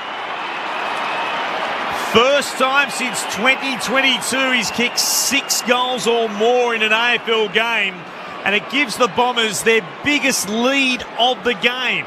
11-8-74. The Eagles are 9-8-62, 12 gone in the last. It's a 2-goal advantage for the visitors. In usual circumstances, Peter Wright would be up taking the centre bounce. But when you've kicked 6, Brad Scott has rightly identified, you stay where you are. We'll get Zach Reid to come up from defence and do the centre bounces. What a great kick from Dylan Shield, who's been revitalised back into the midfield. Jeremy McGovern was half hedging, laying off Wright a little bit to get back and help out in defence, but the kick was so good. Pushed right into space, and he did the rest from outside 50. His career high is 7. He's got time to get there. The Bombers, though, 12-point leaders. Ball bounced in the middle. Williams v. Reid. Williams tapped it towards Hewitt. Bursts out of the middle from 55. Elijah Hewitt goes long, and it's touched on the line. Oh, it was almost something special from the young star. It's a minor score. Back, though, underneath 2 straight kicks. 9-9-63 the Eagles, 11-8-74 the Bombers. 13 minutes gone. Good Friday footy on ABC Sport. Well done, Ridley, with the touch for the Bombers when it counted. The kick is towards left half back. Comes off the back of the pack. Hobbs stomps it forward. Vacant space at left half forward. Eagles should get there first through Hoff. Hand pass to his own advantage. Did well to get away from Perkins. Gave it off to Graham. Now a chance for Duggan. He kicks high up into the air. And then flying up in front, Pryor takes the mark defensively. Just alongside the logo on the northern wing. He'll put the Bombers back in towards the middle of the ground. It comes to Merritt. A little bit forward the defensive edge of the centre square. Sends it right back to McGrath inside his defensive 50. Switch of play to Roberts. And now out to Setterfield. He's at left half back. 11-8-74 plays 9-9-63. 14 gone in the last. Essendon looking to win a 3rd straight game. Comes from Setterfield. Long kick towards left half forward. Big pack up. That's a great mark. In front, Caddy. Dragging it in. Wheels around. Sends it towards full forward. Great smile. Marek up against Menzie. Marek follows it up and then cleverly taps it towards the boundary line. It'll be a throw-in. Left full forward for the Bombers. They lead by 11 points. 14 and a half gone in the final term. Good Friday footy on ABC Sport. Clint Wilden alongside Mitch Turner in commentary. Peter Wright to do the ruck work. Front position on Jack Williams. Williams tapped it down. Shield handballs it towards goal, though, for the Bombers. Marek tracking it back and just shepherds it over the line. So it is a rush behind. Still lots of time here, West Coast. They don't have to force it. 11-9-75 the Bombers. 9-9-63 the Eagles. 2 straight kicks again 15 minutes into the 4th. Marek stabs it short. Hoff's able to mark. Plays on by hand to Marek. It's in the right back pocket. Runs to 50 out from his defensive goal. Kicks towards the commentary wing. Mackay worked Reid of the Archer variety out from underneath it and then saw the ball across the Eagles' interchange gates for a throw-in. McGovern is coming back onto the ground. Baker has to wait for a moment. Graham's off. Kelly comes on. Ryan's off. Flynn comes on. Plenty of changes been made. Thrown back in. One down by Williams for the Eagles to Kelly. Goes back to Baker, who did just get on the ground. Tumbles a kick towards right half forward. Pryor, best position, takes the defensive mark. He's got it at left half back. So Draper off the ground for the Bombers at the moment. They've kicked a couple without him. Pryor takes a little trot along the boundary line. Kicks forward to the wing. Right in front. Had McGovern for company. Couldn't take the mark. Trying to toe poke it to himself. Then shepherds the ball well for Merritt. Got his arms free. Handballed it straight to Williams of the Eagles. But he was dealt with after. And the umpire said he was dumped after the tackle by McGovern. And he wins the free kick. He goes backwards to Nick Martin. Probably a shorter kick than they kicked backwards before, but this time the mark is paid. Martin goes further towards his defensive 50. Just beyond left half back, Mackay marks and sends it back to Martin. Holds it, holds it, holds it. He's just backward at the wing. Some will get that reference. Martin decides to play on. Takes a bounce, he runs along, kicks about a 6-metre kick, and Setterfield tries to claim the mark. That was not 15. Turned over, Eagles win it back. Williams gives it to Flynn, sells a bit of candy, kicks up the wing. Mackay has it covered, bounces over his head, lands in the lap of Owies, his kick smothered, rolls inside the board 50 for West Coast. Waterman out to meet it, can't keep it alive. It's out of bounds. Weird passage of play. Ball in 45 metres out from the Eagles attacking goal. They trail by 12 points, 46,080 in the house. Good Friday footy on ABC Sport. That's an incredible crowd for a team that's 0-5. From the throw-in, it came to Williams of the Eagles, got it onto Owies, under pressure, ball jarred out the side, umpire spotted a free kick. You'll tell from the reaction of the majority of the 46,000 in, it's gone Essendon's way. Shield will take it. He'll take it by hand. Moves it to Pryor, kicks beyond defensive 50, stolen though by Flynn, coming the other way. Tumbles a kick into the right forward pocket, wonderful mark, diving forward Williams. He really had to put the hard yards in, heading towards the boundary. Took a chunk of turf out as he fell forward. That's a good grab. Can he go back and kick what would be his third? But he's going to start beyond the boundary and will put boots of ball from 40 out. The surface is really digging up with the players landing on it. I haven't been out there for a while, but it reminds me of Dockland Stadium back in the day, which was really unsafe. Here comes Williams. From hard up against the boundary. He's missed a lot, I think. He has. Out of bounds on the full. So that score remains a 12-point advantage to the Bombers.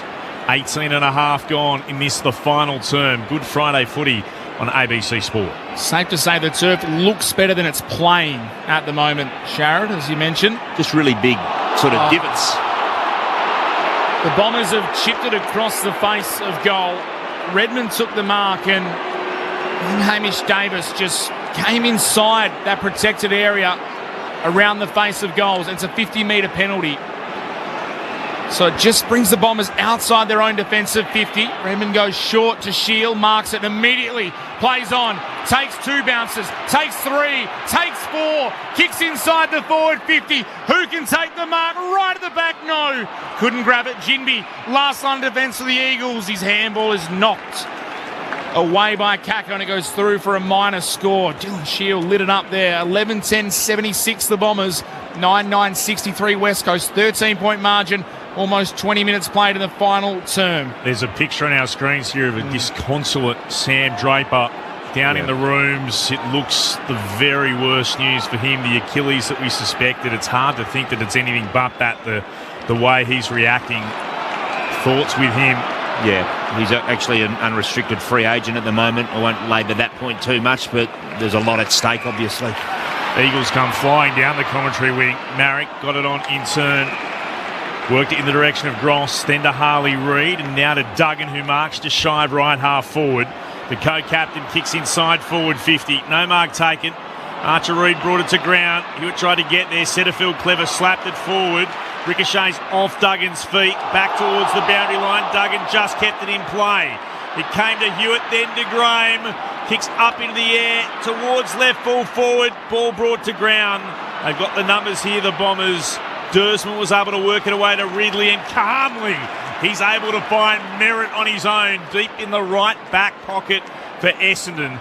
That margin remains 13 points, 11-10 to 9-9. Archer Reid down behind play, looks in some trouble. The Bombers go outside down the southern wing. Eagles win it back. Baker kicks inside the forward 50. It's too wide for Williams and it goes past Ben Mackay. Archer Reid was in a fair bit of discomfort as he slowly makes his way back towards the top of the goal square.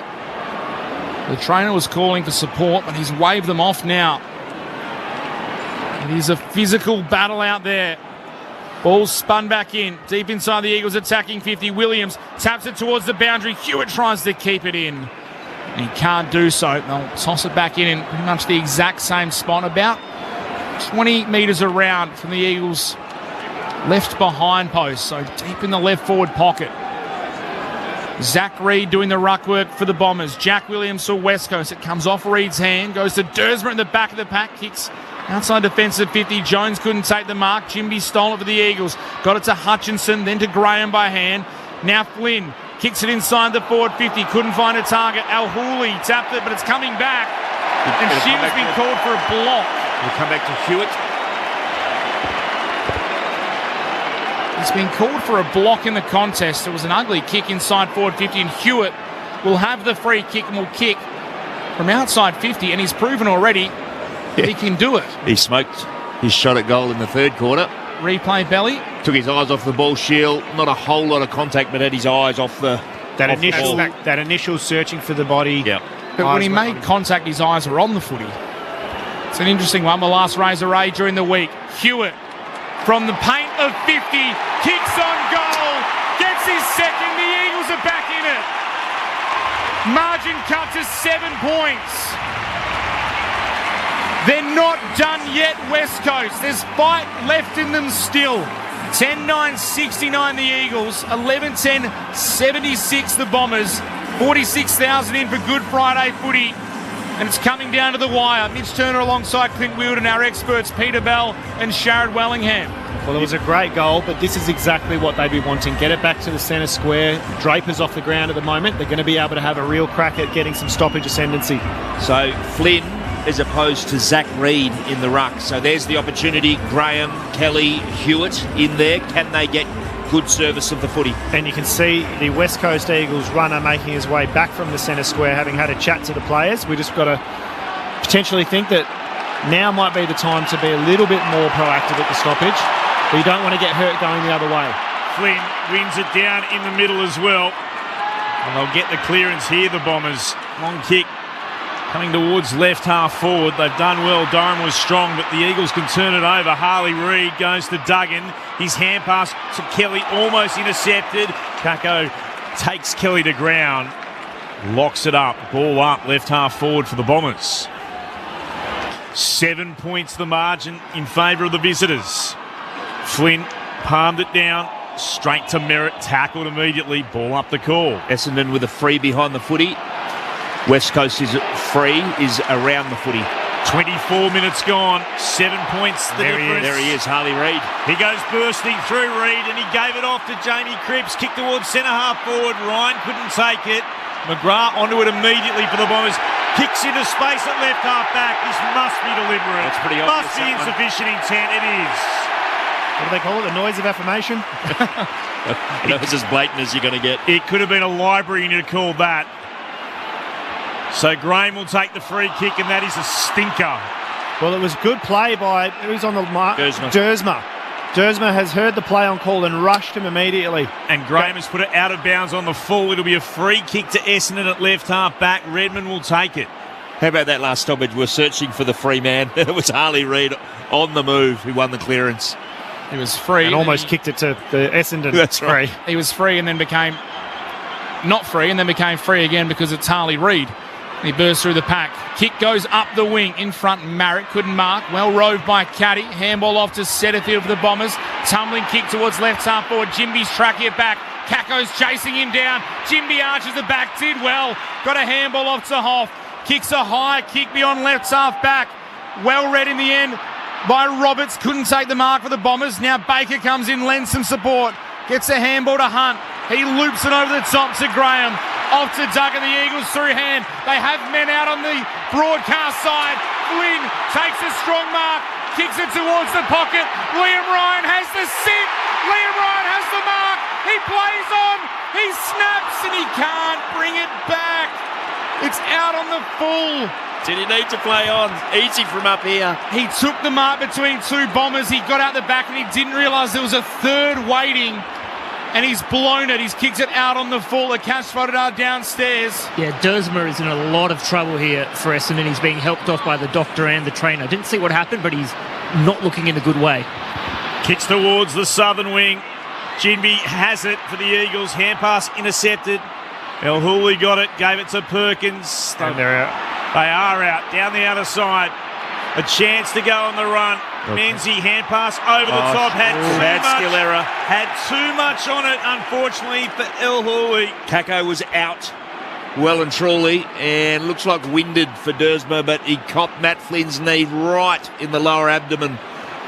And by lower abdomen, could have been really low. Thrown back into play. One down then by Wright, but it comes to Kelly. Got the arms free. Handed it off again to Cripps. Shoveled the hand pass up into the air. Baker tried to spin out of trouble. Lost his footing. Spilled down to Merritt. Here's an opportunity for Roberts for the Bombers. Hands it off to Pryor. Through the centre square. Just pops it inside forward 50. Only needed to be calm and was. That's smart. And now a chance to go back and have a shot through Menzies. He'll take as much time off the clock as he can. They already lead by 7 points. He'll be putting boot to ball from about 50 out. He'll start in line with the left-hand goalpost. Adrenaline coursing through the body, but Jackson Pryor just laid it up. Really smart play. Great kick. So late in the game. If he can kick truly, this just might about do it. Giant Menzies. The shot is on its way. It's missing left. There's still life and hope just for the Eagles. An 8-point margin in favour of the Bombers now. 28 gone in the last. Only one way home. McGovern kicks it straight up the middle. Strong mark. Taken by Hunt, falling to ground. Handballs across to Hutchinson. The Eagles will go end-to-end inside 50. Williams! He's got to kick it quick. Took the mark. Outpointed Mackay. He's 40 metres out, almost directly in front. 28 minutes played. There's not long left. He's got to go. They trail by 8. He has to go. He has to kick the goal. He has 2 already, Jack Williams. Set shot directly in front. Williams gives the Eagles some hope. His 3rd goal brings them back within 2 points. 28 and a half minutes gone. In the 4th term, Good Friday footy on ABC Sport. We have an absolute cracker of a finish. What a situation to find yourself in. You've got to kick the goal and you've got to kick it quickly. 11-9-75 the Eagles, 11-11-77 the Bombers. Wow. And well, this is all scenario-based now. They've got to go back to what they've done throughout summer. What is the scenario? How many times would they have done we're down by a point, we're up by a point or 2 points? It's going to be who can play out the scenario that they've done time and time again at training. We see Liam Duggan, both wings. Yeah, both wings are at half forward. They're trying to clear up some space and maybe rush forward one of them. How important is this Draper injury right now with the ruck ascendancy that Flynn can hopefully bring to this contest? Here we go. Bounce in the middle. Ball comes out the side. Oh, Durham, Reed big got clearance. Durham was able to gather. Hurried kick towards right half forward. Ball bouncing in space.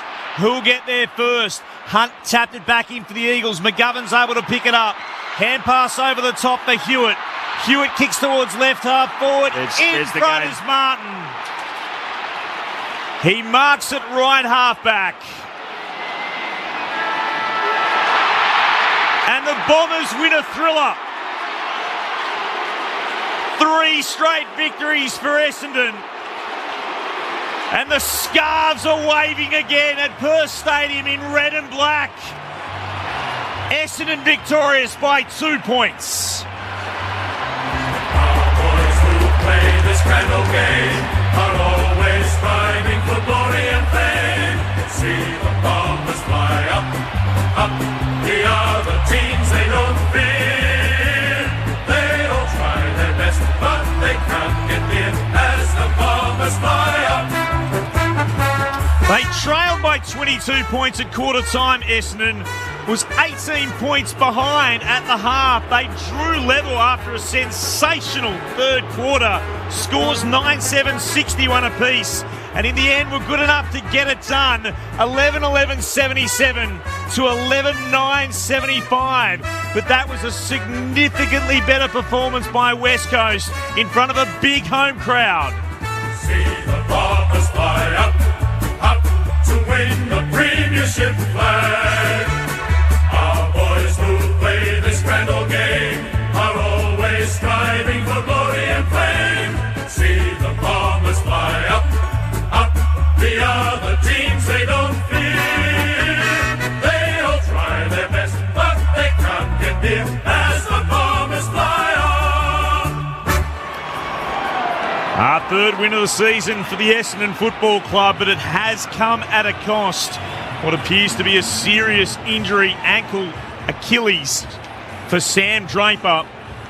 What impact will that have with them already missing their other ruck out due to an ACL for the rest of the season in Bryan.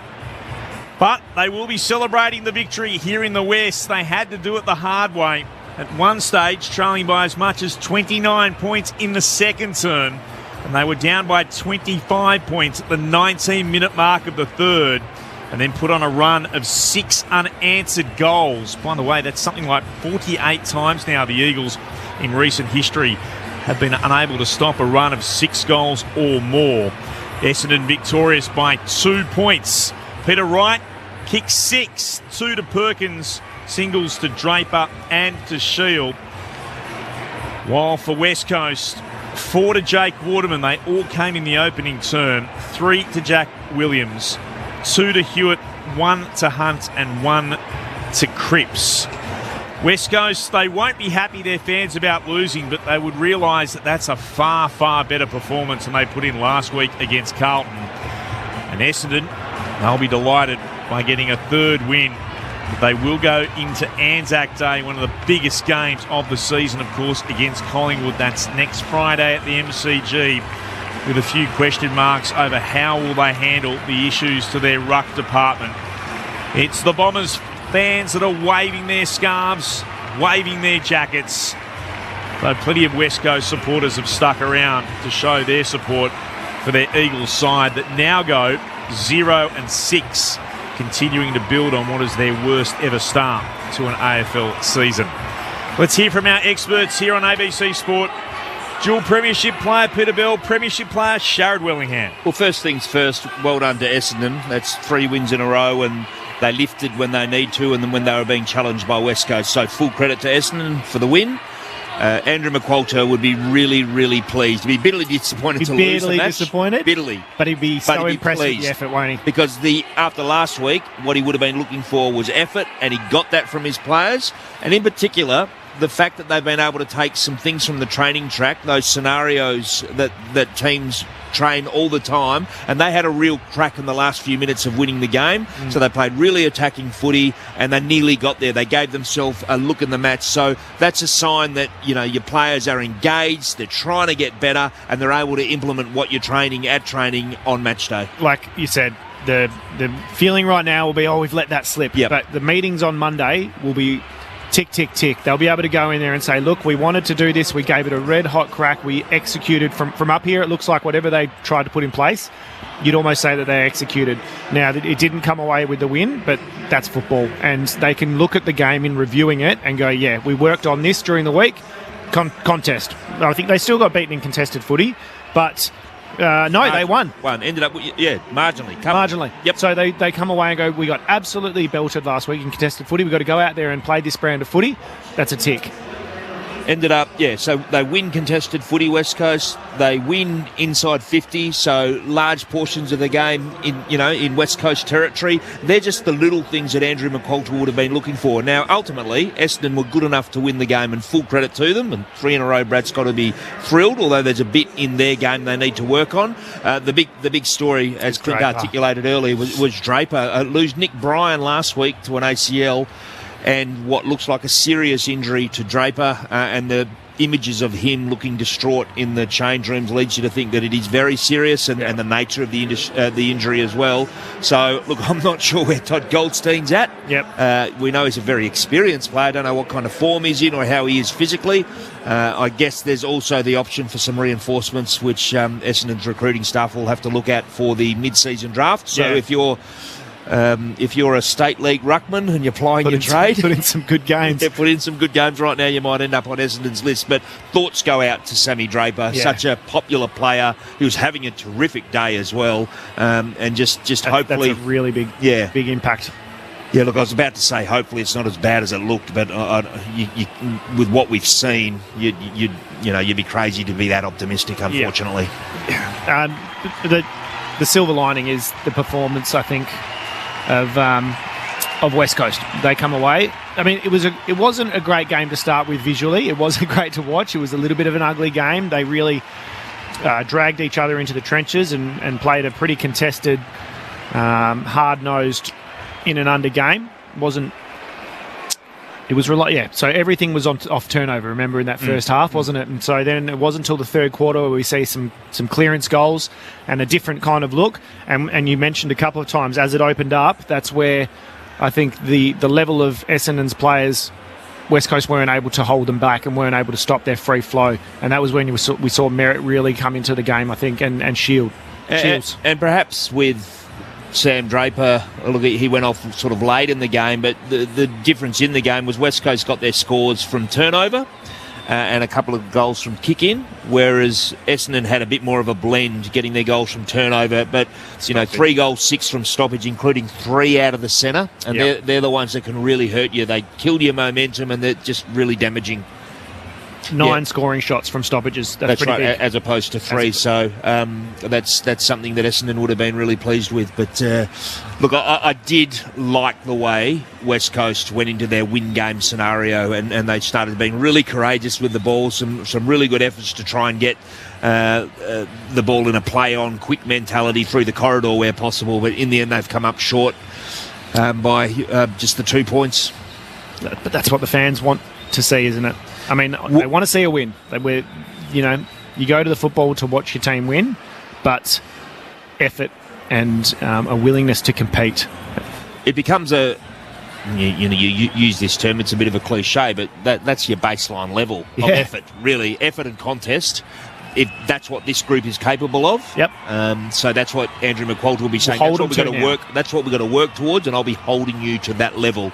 And if we're good enough to win some games, we will.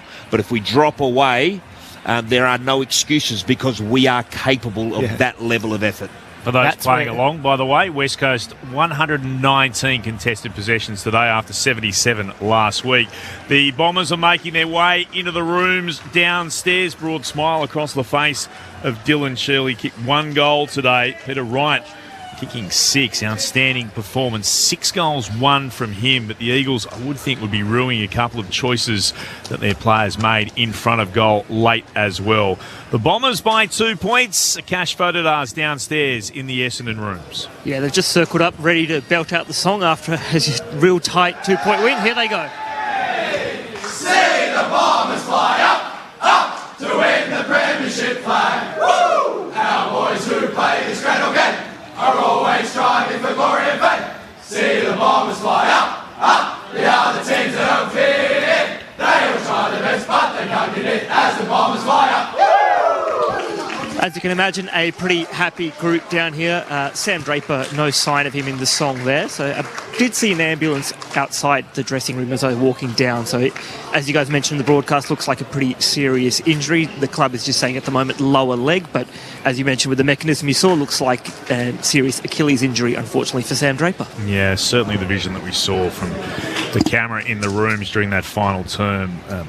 That was a player who knows that he's facing an extended period out of the game. Hopefully that's not the case, but yeah, that picture downstairs paints a pretty grim tale for him. And so it will mean Todd Goldstein, who was here and was the emergency today, is more than likely to be dragged out again, all 36 years of age for Big Todd to go again, because they'll need him, the Bombers.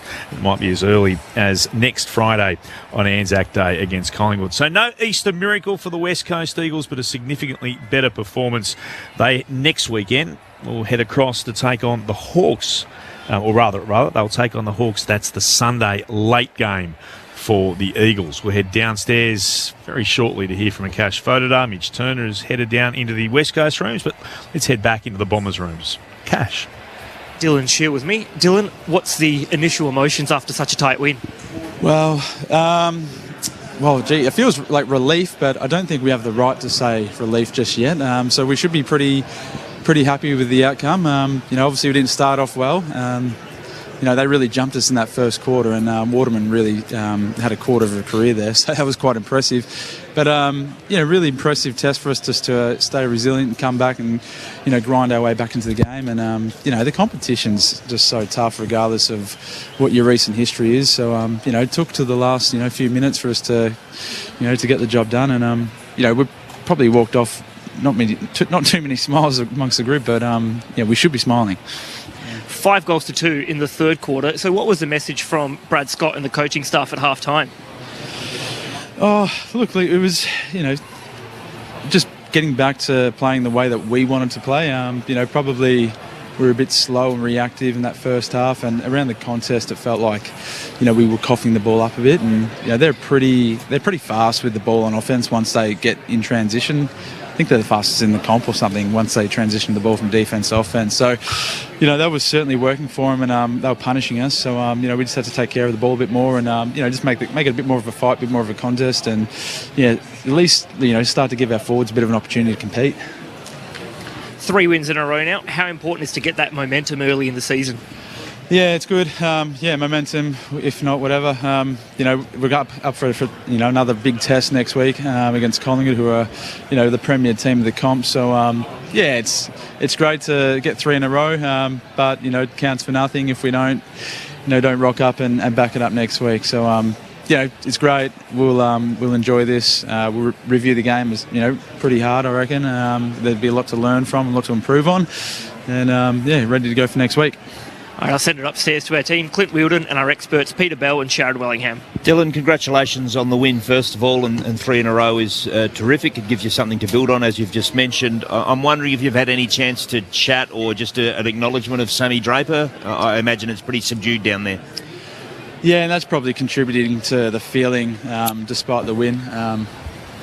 I'm not sure what the diagnosis is. It obviously looks like it's going to be pretty serious, and he's such an important cog in our team, and especially off the back of last week losing Nick Bryan. So we'll wait and see what the diagnosis is, but disappointing nonetheless.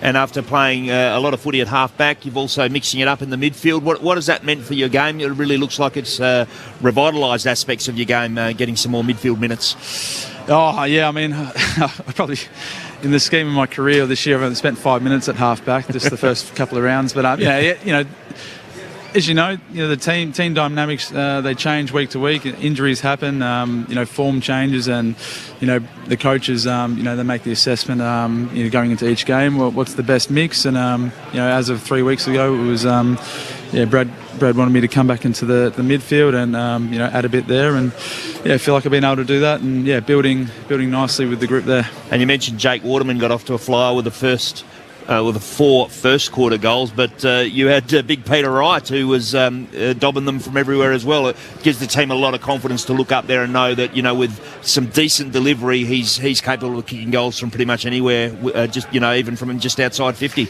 Yeah, I mean, both players that you mentioned, they're exceptional, set shot players. So, we're so pumped for Pete. We really needed him coming back into the team for that team balance and providing a big target up forward. Certainly gets the attention of mids, having a big guy up there to kick to, and just so pumped for him. He's such a pro, and had a bit of hard luck in recent times with the body, but it's great to see him get rewarded. Dylan Sharad here, mate. The mention you made of Brad Scott saying that you weren't being able to play your way, was that because West Coast were taking it away from you? Were they kind of tactically taking it away, or was it your kind of own doing? Yeah, I'm not sure. I have to look at see what they say in the review there. It certainly felt like that they were on early. So I don't want to take any credit away from what they did. They were sharp. They were decisive around the ball. They looked like they were really spreading us on their offense as well, and they were really to get a lot of flow on the ball. So it was hard to defend early, and their forwards are getting some really good looks, isolating our backs. And on the flip side, we probably weren't executing what we think we can. In the first half, it was, you've probably looked at the stats, but it was a real turnover game. Every score source was off the back of a turnover. Third quarter, you were able to get some stoppage ascendancy and get some results from that. Did you notice that out there? Was that a focus for you?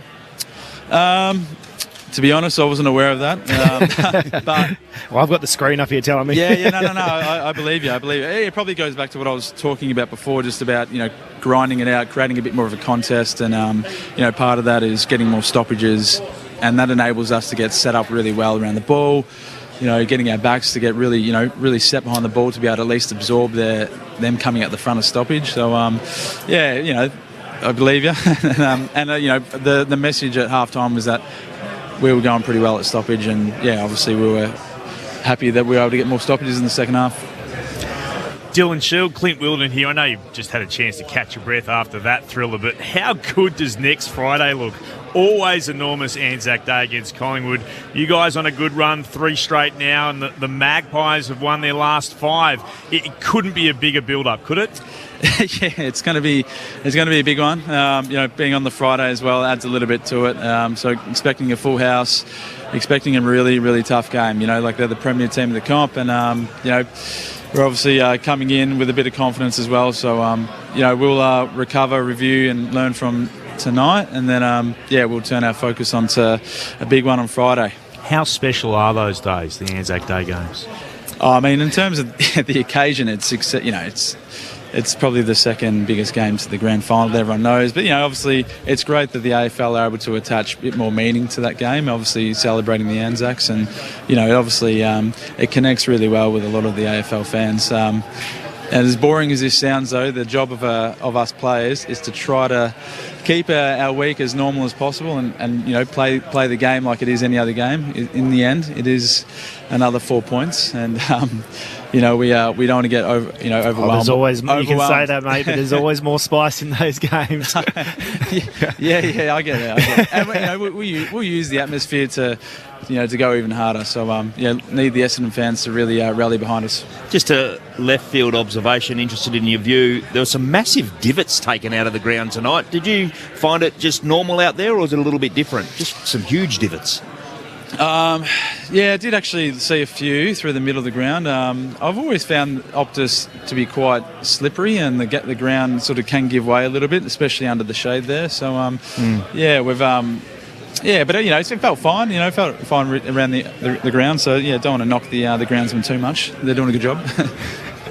All right, guys. Dylan's being wrapped up. I'm getting the signals from the staff here. Well, let him go. Thanks, guys. Thanks, Dylan. Mate. Thanks for Cash. Good job downstairs. I love you got to play the straight bat on Anzac Day. I don't. You've been in it. Well, you tell us what they're like. It's spine tingling. I mean, it's so much more than the 4 points. Like, Dylan's obviously got to say that. You've got to play the straight bat. But you don't anymore. I don't anymore. It means so much. It has a lot more that it's a lot more weighted than the other games. You feel like you're representing something even greater than just your club, and it's a great honour to be able to run out there on that day. The AFL, how long has it been going now? 30 odd years or whatever it is. Is it maybe longer? They've done such a great job of building it up into such a great occasion. Yeah, it's definitely. It was my first game, and it's. Is that right? First game was an Anzac Day game, and goosebumps. The very first Anzac Day game was 1995. Yeah. So, spot on. 30 years. Well played, you. I'm just going to run through some stats as we wait to head down to the Eagles rooms. Have a little look at what I've just placed on your desk. Just the vision of Harley Reid's little collision earlier on. In the meantime, though, just checking again. The score, 11-11-77 to 11-9-75. The Bombers getting home in a thriller by 2 points. Let's head down into the Eagles rooms. Mitch Turner. Mitch. Yeah, Clint, I've got Jeremy McGovern down here with me. Jez, heartbreaking to go down by 2 points in the end, but you must be incredibly proud of the effort that your side put in today.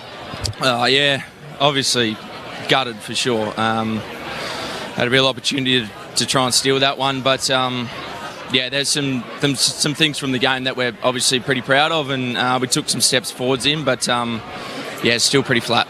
Was this a game that you steeled yourself during the week for and thought that it was really winnable?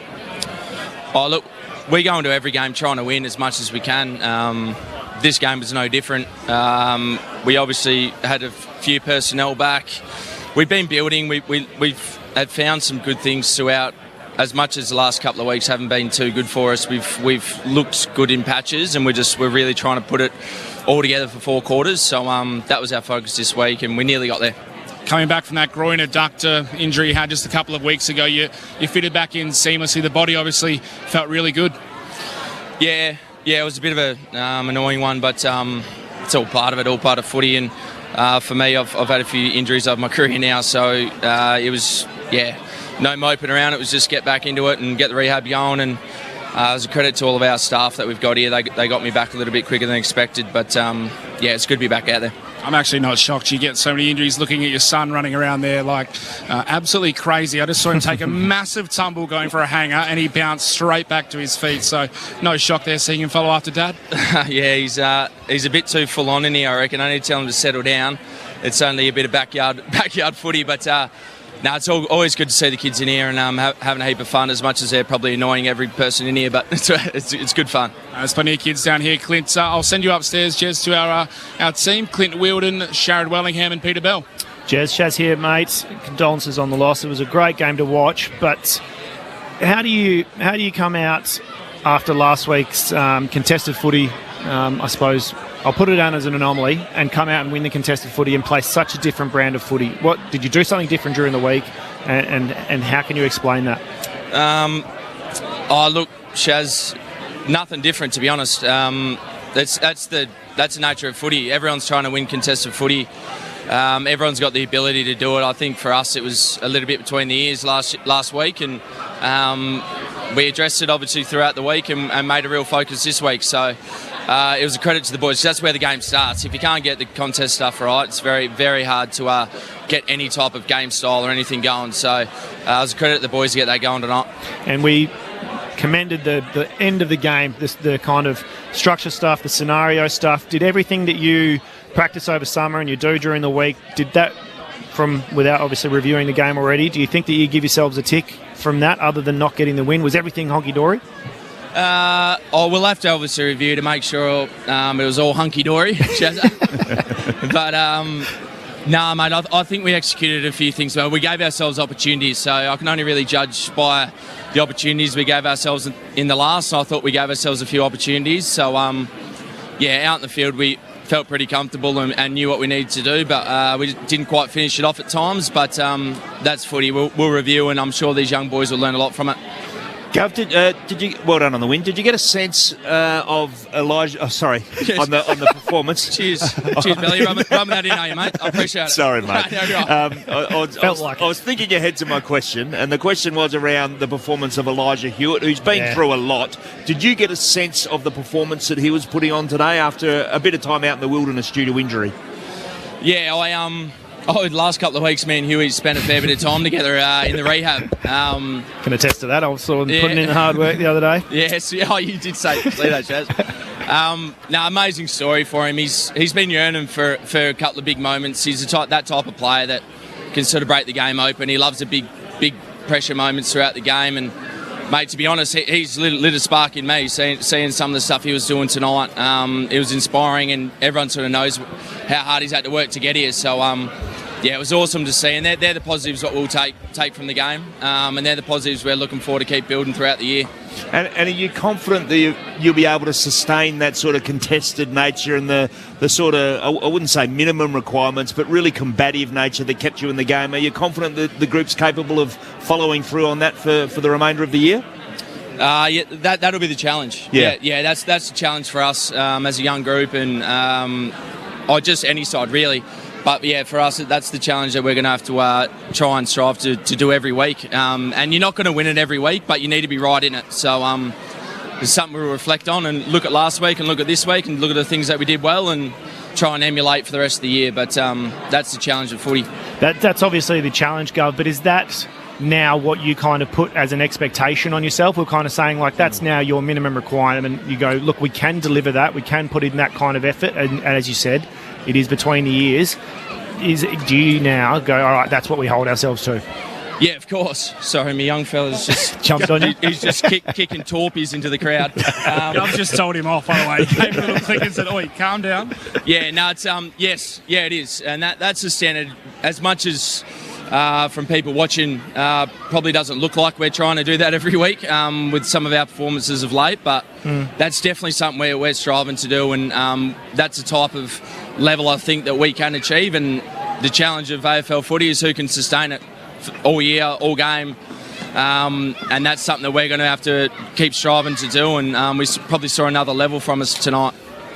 Jeremy McGovern, two quick questions. Clint Wheeldon here. The first one, how did you find the surface tonight? We noticed during the call a number of times when players were going to ground to try and take big chunks coming off the Perth Stadium surface. Did you find it any different? Look, I don't want to get anyone in trouble, but there was a bloody sandpit out there.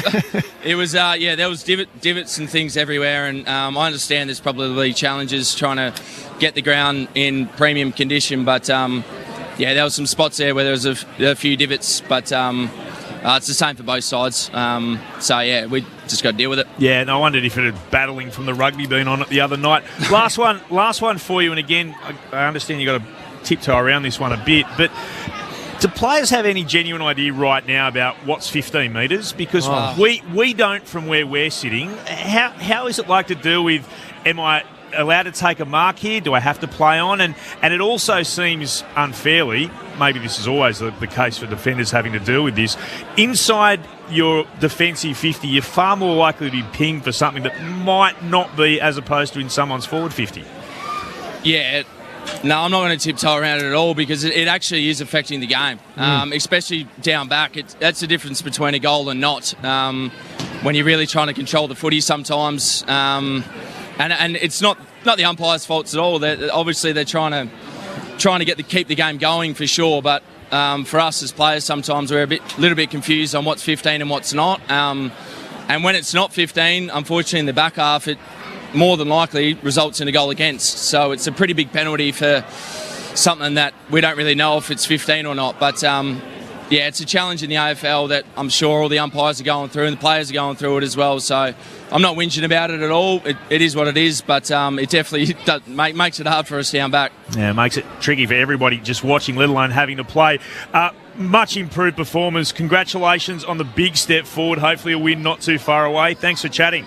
Thanks, guys. Appreciate it. Jeremy McGovern downstairs in the West Coast Eagles rooms. It was a tremendous effort from what was just such a disappointing performance against Carlton. They took a big step forward today, West Coast, but they are still 0-6 to start 2025. The Bombers 11-11-77 to West Coast 11-9-75. Gents, I just showed you the vision before. It will be a talking point because it's Harley Reid. And anything to do with Harley Reid is a talking point, no matter as much as the player himself would like to avoid it. But that little incident that he was involved with coming through, maybe a slightly raised arm for that impact. What did you think about it from what you've seen? Look, maybe. I haven't seen the stills. I'm not sure if he connected high. And if he did, it might be a fine. Maybe. I didn't think there was a whole lot in it personally. I think he gets him in the chest. Stills. I think he gets him in the chest. The arm is raised, the elbow's up. It's also very dramatic the way Archie Roberts does. Yeah, it does spin the full backwards. rotation. Yeah. Gets up though, doesn't stay down. Yeah. I think that they'll obviously look at it as they, look at everything. But I don't think he gets him quite in the head, do you? If anything, it's like there's contact and then he sort of half fends off afterwards as well with an elevated arm. So, look, I don't think he's in trouble. And if he has done something wrong, I think it's more fine territory. Yeah. I thought, I watched it live and I went, and now I watched the replay, I'm not convinced. And that's not what the free kick was for. No, the free kick was for Liam Ryan. No, it was for Hunt pushing someone in the back. I thought Liam might have taken high. No? Getting back to, and it's not the biggest part of the tonight's story, that's for sure, but you're exactly right, Clint. Defenders, it feels like they've got to kick it 21, 22 metres for it to be a mark. It's not. But if it's in the forward line, it's 13 to 15's okay, and it just seems a little bit manufactured. We want the ball, the AFL will say we've got to keep the ball moving, but it's okay if you're scoring at the other end. It's just defending is a hard gig, and that makes it really, really hard. And Jeremy's exactly right. If they call play on, it pretty much means you're going to concede a score. It's not really fair on the players, I don't think, for them to, if it's touch and go, I think it should be a mark, not play on now. I'm convinced that it's always tougher in the back 50 than it is in the forward. Seems that way, yeah, for sure.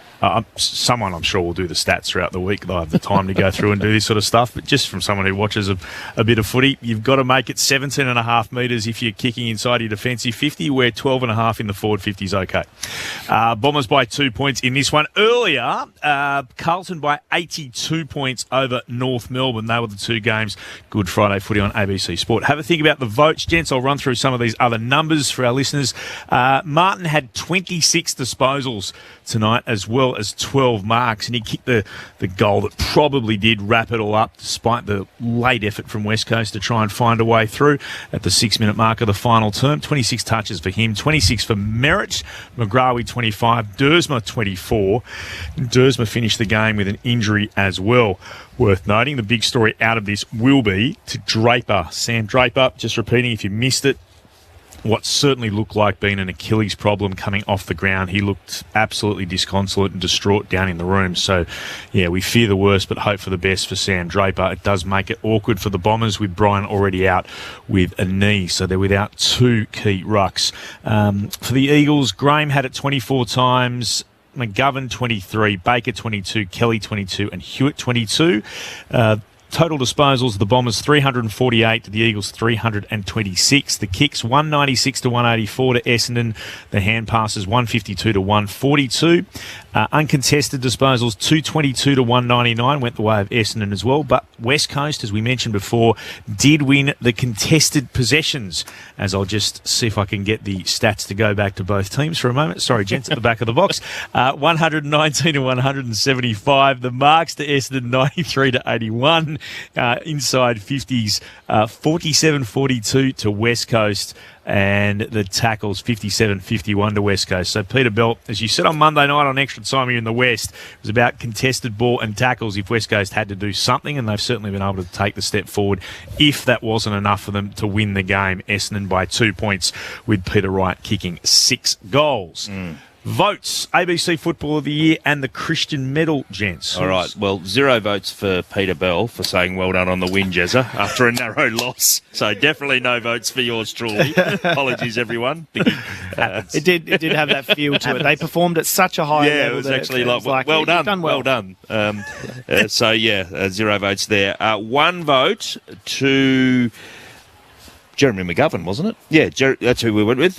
2 votes, we went to Andrew McGrath, Essendon. I thought he had a big second half particularly, and was able to help Essendon get back into the contest. 3 votes to Big Peter Wright with the 6 goals, 5 marks inside 50. Huge impact.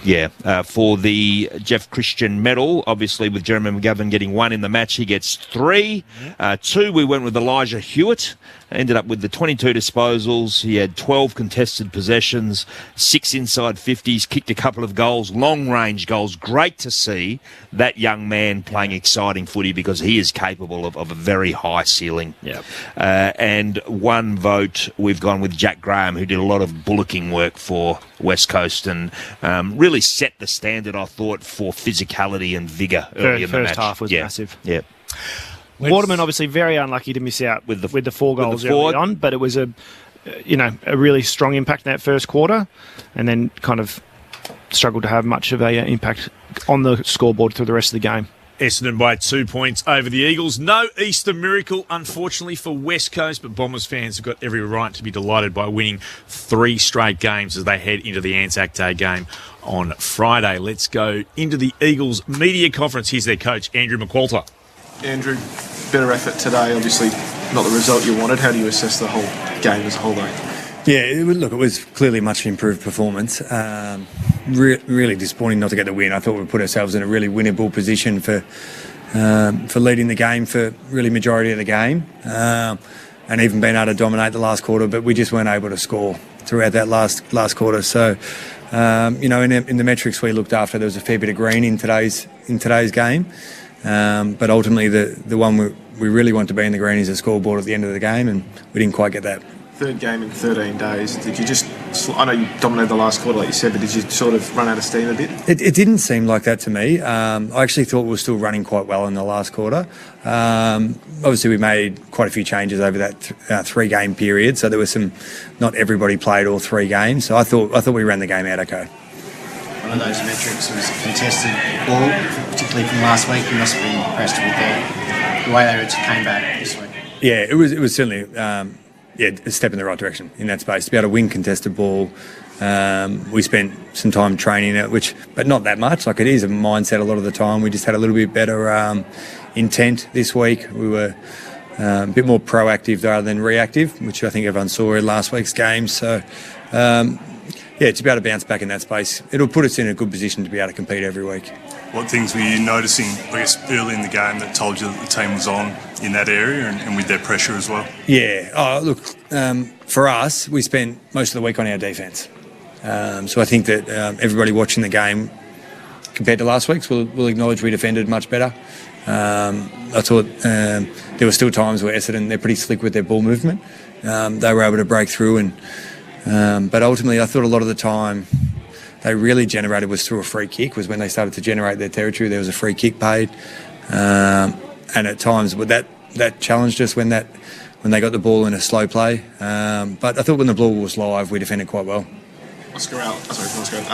Elijah Hewitt had 12 contested possessions, career high 22 and 2 goals. He sort of led from the front in that second half in that midfield. You must be happy with his performance. Yeah, it's a great call, and I thought he was reasonably quiet in the first half. He hasn't played much football even this year, Elijah.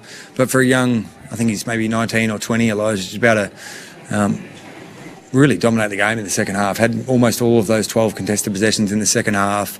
Provided some inspiration for his teammates around him. I thought it was a great step forward for him, and the more he plays, the more he'll build, and we're really excited for his future. I mean, you get the win, but a little wins like that really handy, as well. Like, we've seen Tom Gross come through, Hewitt finally get a good run at it, I suppose, in a game. Those sort of little things that are coming through that you're starting to see. Yeah, maybe one of the things that we take out is some of our players got some form as well today. We certainly have had some challenges with form, but much more connected today, and some individuals getting better at their footy, which is good. The clearance numbers, there was a big disparity there. What can you do to kind of even those up as much as you can? Yeah, it is a big challenge in our game at the moment. And although we sort of look at it through a few different phases, not just a one phase of clearance, it's when it's that big a gap, there's a problem we need to get to work on. So there's a few things involved in it. There's structure, there's some technique, there's some method, and there's some personnel stuff that we'll keep exploring, but it just makes the game a little bit harder when you're on the back foot and having to attack from behind the whole game. So we need to get that up closer to a positive result. Is that something that can be fixed within a season, or is that more of a personnel thing where over time maybe Yo comes back and then next season you might get a few other players? I think it can definitely be fixed within the next period of time this year. Yoey helps. He's probably he's a pretty special player, Yoey, but he'll be a little while away, so we need to keep improving who we've got. And I think it's really important that it's not just about the clearance number. There's certain clearances which are more important than others, and the way you set up away from it is important as well. But at the moment, the gap's too big for us. And the ruck situation, what did you make of Flynn tonight? Yeah, I thought Flinney competed hard. I don't think that was the difference in the game at all in the clearance numbers. How did you view Tim Kelly's performance coming back into the team? Yeah, so Tim copped another heavy tag today. It's challenging for Tim. He's had 3 tags 3 weeks in a row now, AFL, Waffle, AFL. But I thought he worked his way through it really well. He competed hard. He gave us a few different looks with the way we were able to manipulate some stuff. I thought it was a step in the right direction for Tim. Can you talk us through the decision to recall him? He didn't, set it alight in the Waffle last week, but was there something in particular you wanted to see from him last week that earned the recall, or was it just more of a statement made? No, it definitely wasn't about a statement being made. It was about, I think it's really important, like all of our players, I think you've seen by now, we're not a super high possession team. So when you say he didn't have huge numbers, he had 20 in the Waffle last week, but that wasn't what was going to get him back in the team. So I'm probably not going to divulge everything here about what we spoke to Tim about, but he's really clear about what we require from him in his role in our team. And I thought he made an improvement in that area today. Came back in with 22 disposals today, Kelly. 16 uncontested, 5 of them contested, took 2 marks and had 6 inside 50s upon his return. Here's one that I don't expect anyone to know the answer, but I'm going to chuck it out there. If Oscar Allen was managed this week, does he come back next week after being given a little break? Would he make them better at the moment, West Coast, from what you've seen?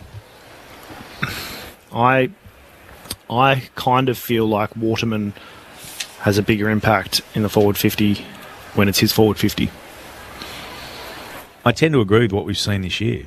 And that's why he's the co-captain, but I wonder about whether or not he forces his way straight back in, if it was a management decision that the Eagles officially say he wasn't dropped and it's not an injury, he's just been managed. that would suggest he has to come back in. But I'm not sure. Not sure that he does at this point. So in time. who does he push out? Well, that's where I'm at the point where I'm like, I'm not sure he does.